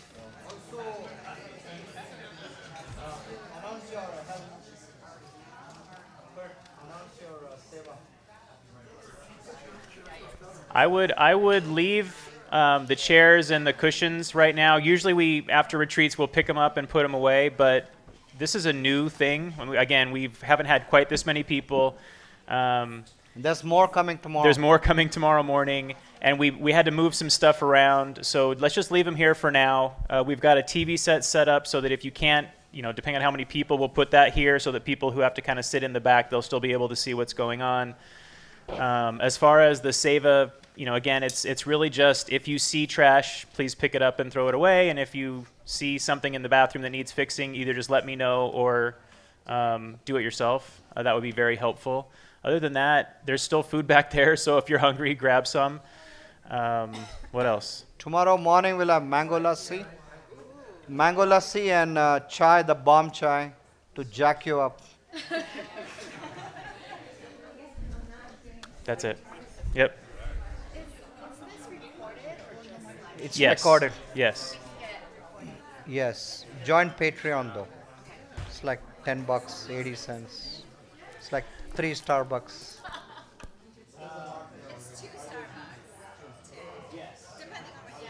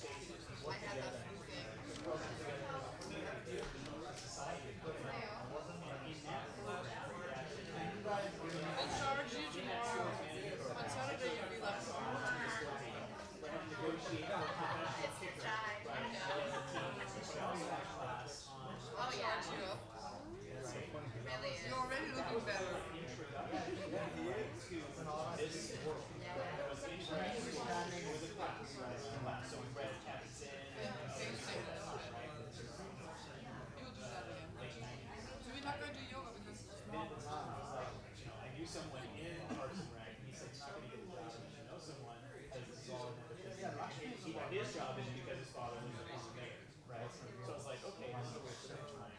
I'm already halfway through the program. I want to do the MBA, so I'm doing the MBA program thinking I'll just get 2 months at the same time. And then I'll get to the day.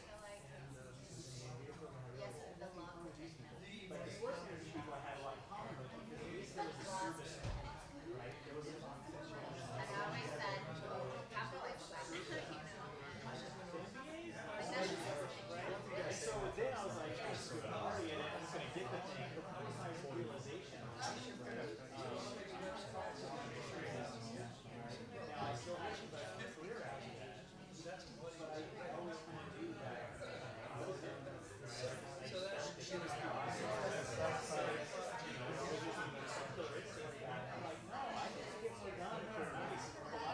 Ask for help rather than telling people what to do, you know, and people I work with appreciate that. Everyone wants something. But it also did these examples. Always say the same thing, you know, bribery, police,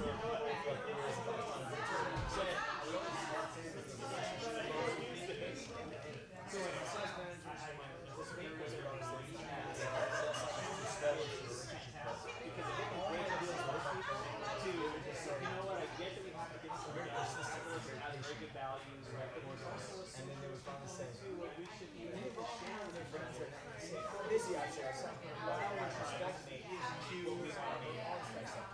And so we would do that.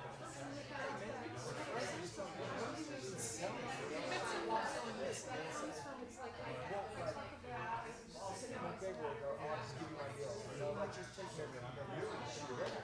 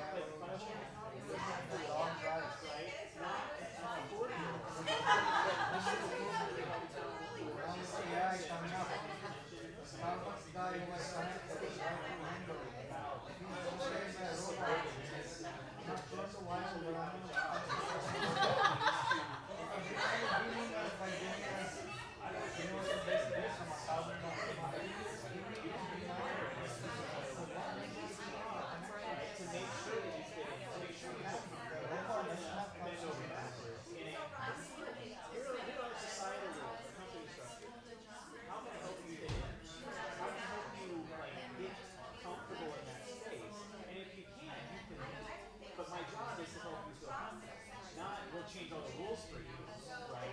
But you know, this is the community we've created, right?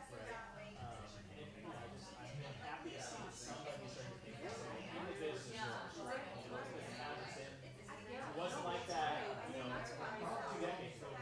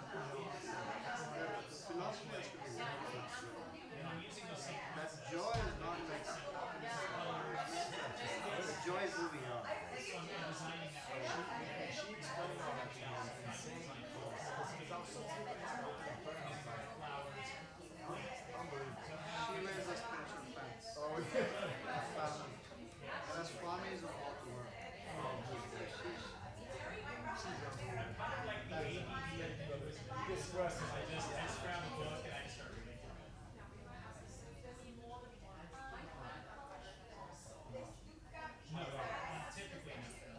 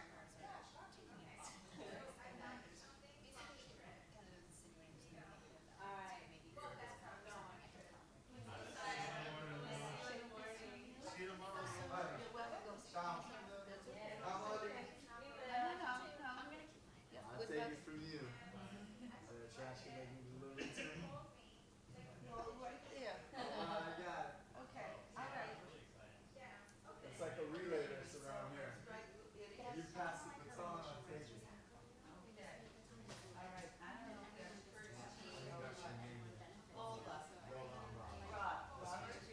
That's my brother's name. All right, Robert. You gotta be a good guy.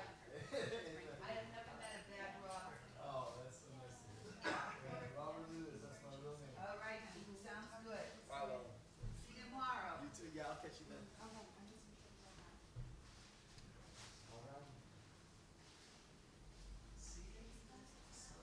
We're from temple there. Big Indian population. What are you doing?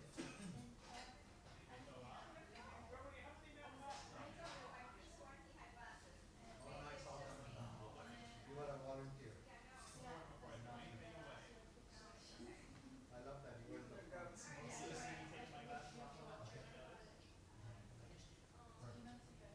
I was geeking out on this album. Isn't that cute? Dad? I got some materials. I'll show you the picture that of the owl I sent us on. Is there something? No, there's no. No, I was actually looking at this and seeing if it was okay. Oh, good. Okay, that's all. Okay, You don't need permission. all right. Thank you.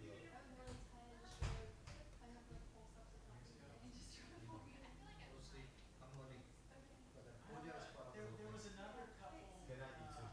My mind too, and she wanted like those tiny dogs, you know. Thank you. And so I was going to ask you, was that you? No, not to the retreat. So she brought it in, like, he asked me to come and meet him here to meet this group of people that he was bringing in, and so I came in and met them. I drove in here and was like, hey, I see you, and they saw me, and then She lives at this talk and I left. Good difference, you know? So I was just like, what kind of dog is it? Yes, hers was like a Chihuahua thing. Jaganesh. Good night. See you tomorrow. You too. Good night. Thank you. Thanks for the good questions, by the way. Oh, cool. Thank you. How many people are in here? Do you have any more? I see Lola's jacket, so she's still here. You got a pair of shoes right here. Let me close up Dave's. Okay?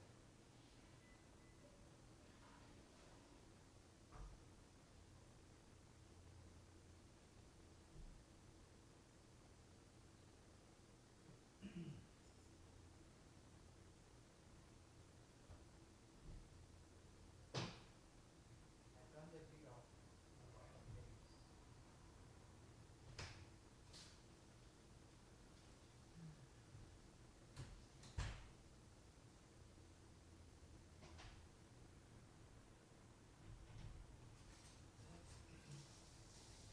So what do you think about how we did this rather than putting Shiva on the table? Yeah. You okay with it? Because As they moved him out of the way, I was just looking at that and like, that actually looks really good, right? Just having him centered between the two up there.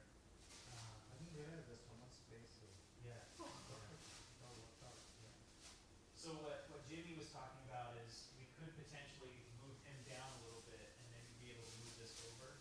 Because, you know, see how close it is to the base. So to create some more room. Maybe, but I kind of like it how it is. You know, I could move it over a little bit, but then put the big Ganesh right there, or even the big Ganesh over here. You know what I mean? So Let's start with this. Yeah, I don't know who can move. You got enough bodies. this space is unusable space. You can't really see anything. You know, so that's why I kind of like this big over here. We'll know more tomorrow when people start filtering in. The TV is going to hopefully things will work because some people will be on the side. Well, like I said, it will because I'll put the TV up on top of this thing, and then I'll just stream to it. You know, I'm always the last one to leave the party. Come early with the questions, have all, if you can. Tomorrow we will. I didn't want to do something. Yeah. Yeah, I No, know. I'm gonna try, so you want us here at 8? Before that. Before to set up all this. Well, before. You're gonna want to be here before, if you can, If you can. to be part of. I will try to do my best to be here before 8.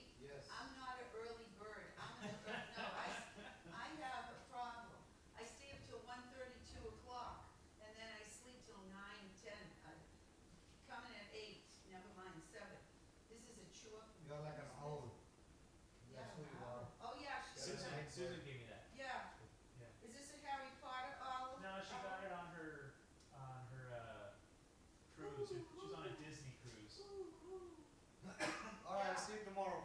All right. Okay, see you tomorrow. Good night, Lola. Thank you. Good night, good night, safe travels. Good night. Thank you for your help. So where you going, all the way to Spring Valley or something? Yeah. Well, La Mesa, El Cajon, Santee. I live right at the, what they call that? What is that? The 4 points of the states that all, meet. Well, I know Arizona, there's Colorado. I don't know what it's called. But you know how they all kind of Yeah, come to that point. yeah. I've been to that place. I don't remember what it's called, but anyway, I kind of live at that place where the far end of La Mesa, the nearest part of Santee and the nearest part of El Cajon is where I live. Ooh. So it's kind of in that area. And is your boy coming? No, he's with his mom this weekend. Oh, well, you need a break too. Well, I don't need a break, but I think him being here all You know what I day. mean, it's like doing this and bringing him, That's you what I still gotta pay attention Yes, to yeah. your child. He'd I be get much it. happier, even being bored at his mom's house with his brothers is Yeah. better than being bored here all day. Yeah, So. yeah, I know, this is a lot for him, the whole weekend. Yeah. Well, he'll be older before you know it. I know. My nephew is he'll be 28.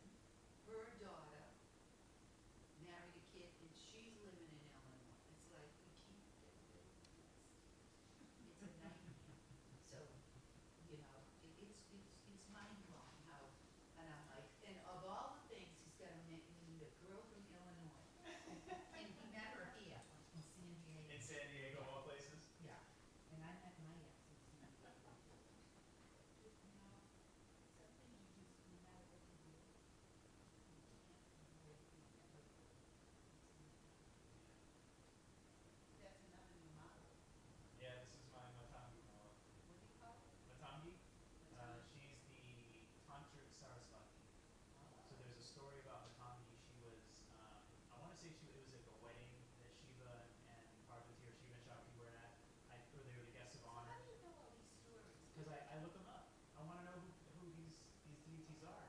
So Matangi was a servant picking up after Shiva and Parvati, right? Because they were the guests of honor. Right. And there were some food scraps that had fallen on the floor. And because she was a servant, that's what she was consuming for her meal. And so Shiva gave her the boon as a token of gratitude to give her the same knowledge that Saraswati has, right? So now Matangi is the tantric, considered the tantric version of Saraswati, the knowledge and everything else. So I consider, this is my own mythology, right? I wouldn't say it's Hindu tradition, but I consider Saraswati more of the material. So if Brahma is the ultimate creator, right, who creates the awareness that there is a universe, and he creates Saraswati to be the other for him, right? So that's why she's the daughter, right? He doesn't say, I don't think he doesn't say I specifically want a daughter. He creates Saraswati to have something to look at, to have something to interact with. Instead of him being all and everything, it's like, well, I may be all and everything, but I want to know what's not all and everything. So Saraswati's created. Saraswati then is material to his immaterial, right? Matangi then is like a higher octave of Saraswati. So now she's going beyond material to a more spiritual plane, in my opinion, right? So that's why I resonate with her, because now she's more tantric. She's more bringing the material to, like trying to bridge that gap, right? So. And I notice I keep looking for wisdom, information. I want to know more. I want to know that one sleep freezing my butt off. About that. Yeah. And that's the Saraswati energy. Saraswati energy, yeah. Right. Yeah. And so when I go into the, I don't know, they want to find they do these things and watch, Lakshmi, but it's Saraswati. Great, not Lakshmi. That's with the emotion. That's what he was saying. Yeah, that's typically what he says. Because what's Saraswati? What is Lakshmi going to give you? She might give you money, right? But it'll disappear. Yeah, It's you just don't have the material. wisdom You don't to- have the wisdom on why does it matter, Right. or if it doesn't matter, Right. That's why Saraswati is the one. That's you, what I'm saying. They exactly. sing it to the wrong like the goddess, whatever, whatever. You know, and I'm like, I just see through all of it. And I'm trying to come with us. But Put us to this. let me point something out for you. Let me give you something to think about. Plant a seed. Yes.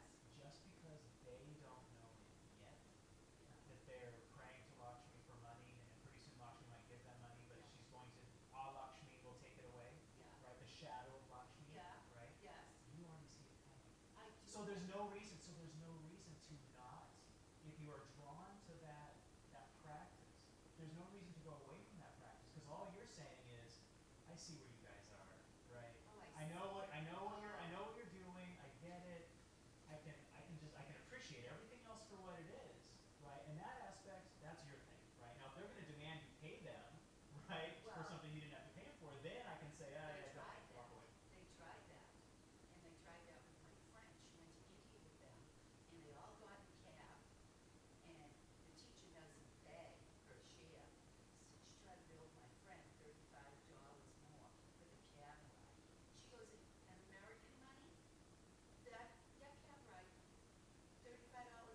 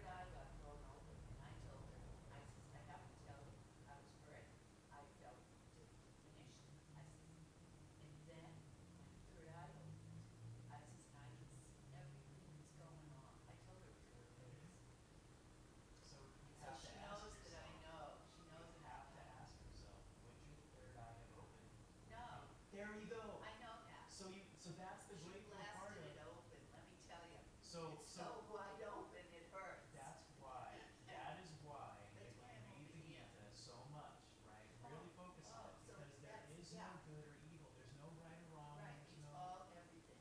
We need people like her to blast your third eye open. If she was this nice, sweet, loving, innocent person who never did anything wrong, you'd be sitting there learning from her, and you wouldn't have had that experience. Yeah, no, I mean, I'm grateful, but I'm also really disappointed.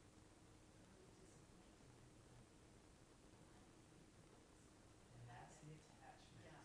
Let go. Yeah. Let go. So I asked Jody, and she said that you were down on page, where I don't know. I want to buy the beta book, that blue book, the beta book. Taco Boga? I What are guess. you talking about? The class that she teaches? Yeah, it's a little it's a little book, right? I wouldn't call it a little book. But if it's the one that we teach, that she teaches and I record. Is it about this big? Thick? It's not like this. No, it's not like that. It's Yeah. the Vedanta book. Is it the Vedanta? Yeah. It's not big. I was okay, so the reason I was saying little is I've got some that are No, 100 those pages. little books. Yeah. No, not this little. Thin. Yeah. Anyway, I like the right book. Meaning, like, which book is she reading? Oh, she says there's a lot of them. I don't know. I don't want a lot of them. I want the one that you're using. Introduction to Vedanta. In who's the author? Do you have my email address? I Ask do. me for it and I'll send it to you. Okay, because I want to buy the specific book that she's teaching out Yeah. of. Ask me. Send me an email that I don't have to look through, right? That says, give me the book, right? So I can follow Jyoti. I will send you the Amazon link to go get it. So it'll just be done. Because you're not going to find it anywhere else. No, I've looked. I know. That's what I'm saying.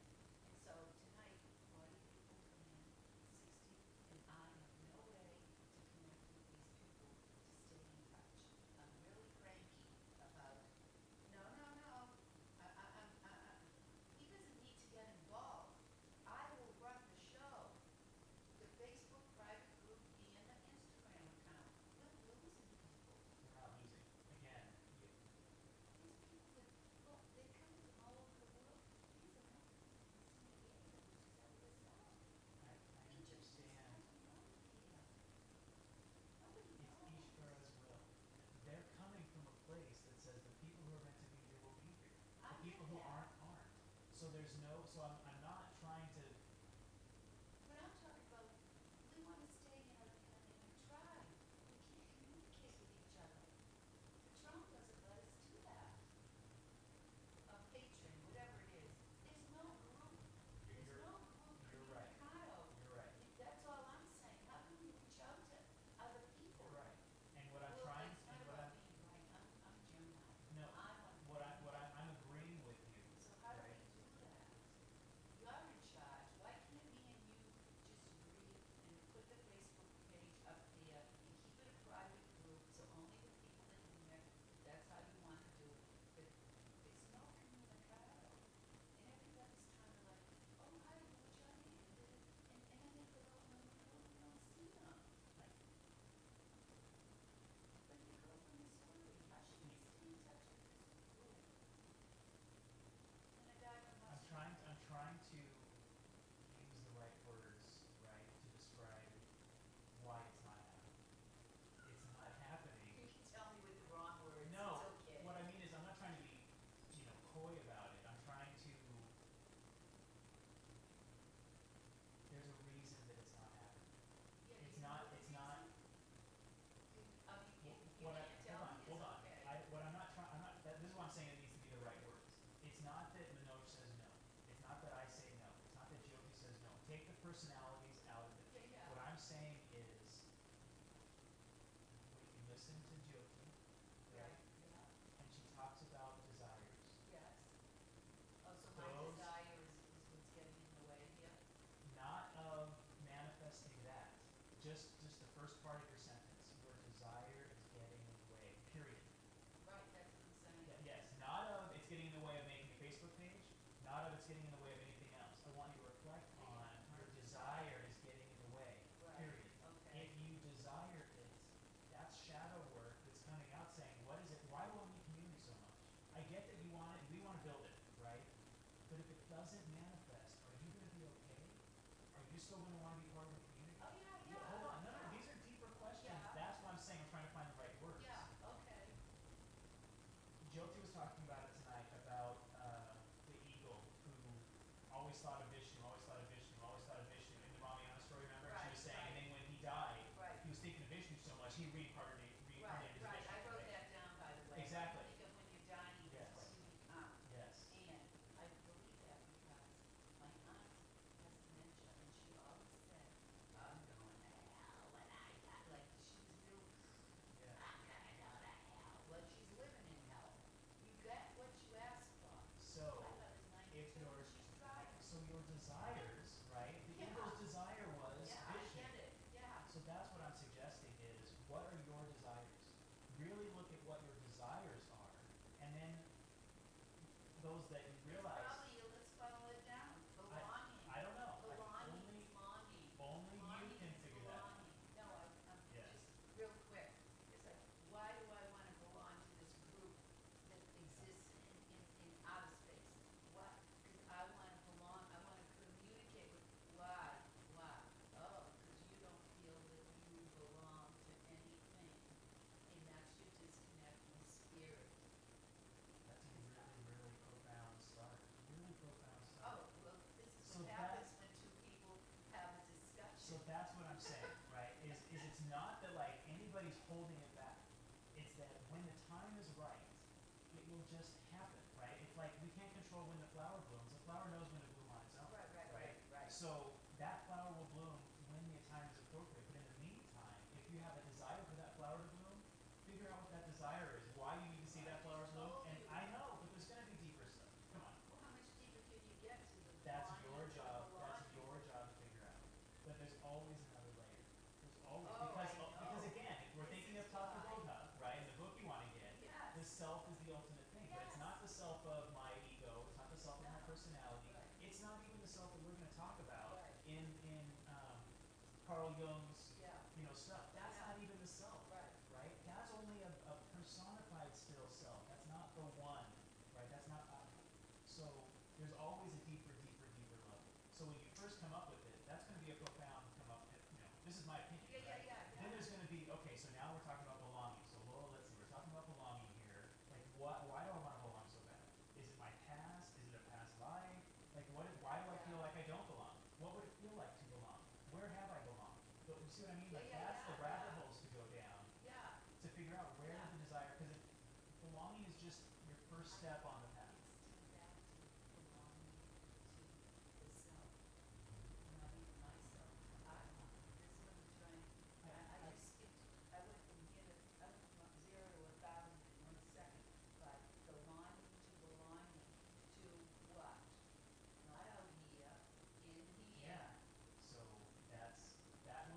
That will get you to that peaceful place. Belonging to inside oneself, which is not even that.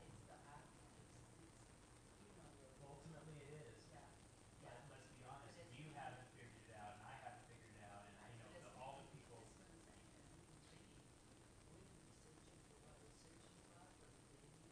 And then on that day you die, what do you want to be thinking about?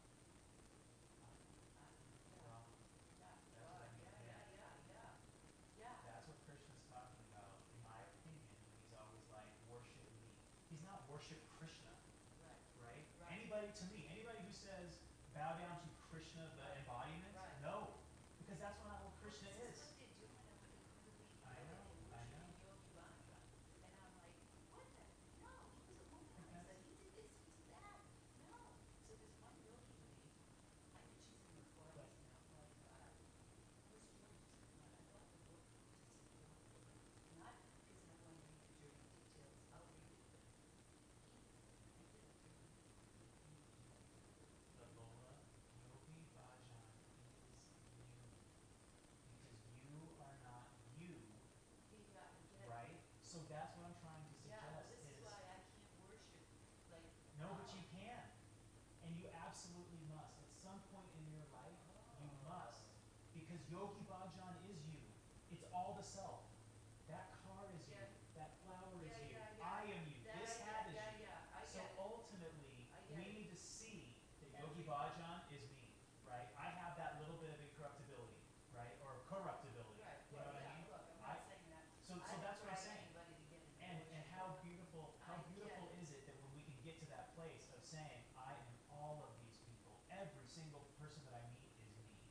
single animal that I meet is me. Every chemtrail I see in the sky is meant to be because it's me, right?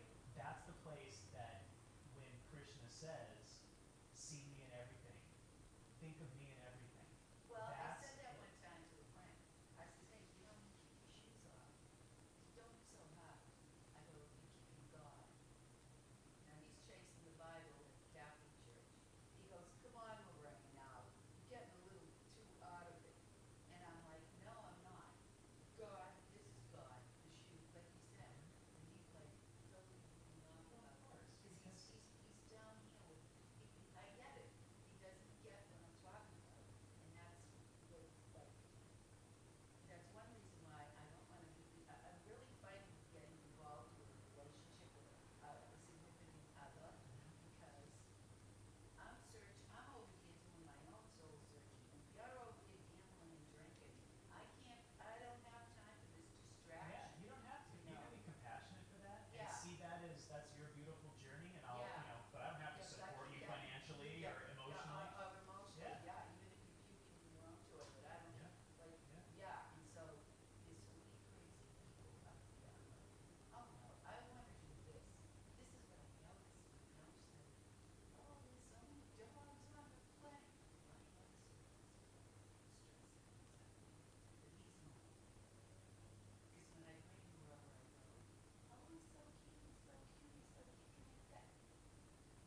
That's the unconditional love that I have. That's why people have no dogs. I want to take them on a plane, train, in the store, wherever you want to, wherever you don't want to see a dog, it's because me and everybody else, we're attached to the unconditional love that the animal brings, and we don't want to let it go. And that's codependency. Well, I'm not saying that there's no value. I'm just saying, look, he is home, but I don't like to leave him home alone because I have to fool or something happens.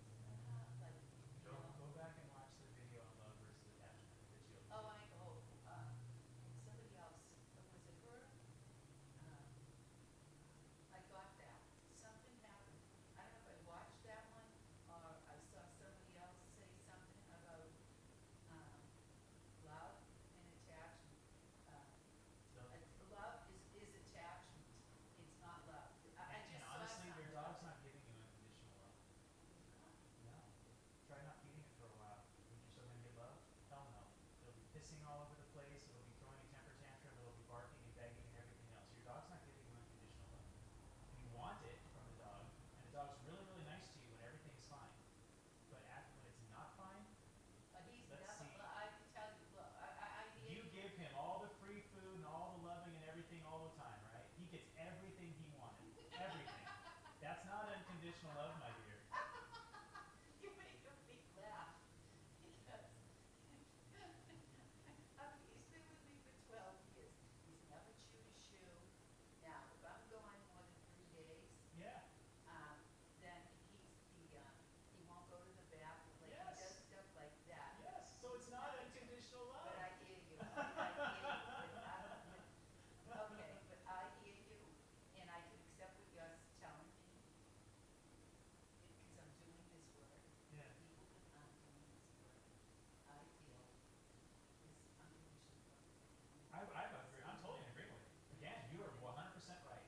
The people who they're projecting what they want onto the animal because they can't project that onto a human being who will just get up and walk away. But you do know that animals, dogs are fun. Still live for the person. There's women who've gotten beaten by their husbands and still lick their husbands, right? And vice versa. You know what I mean?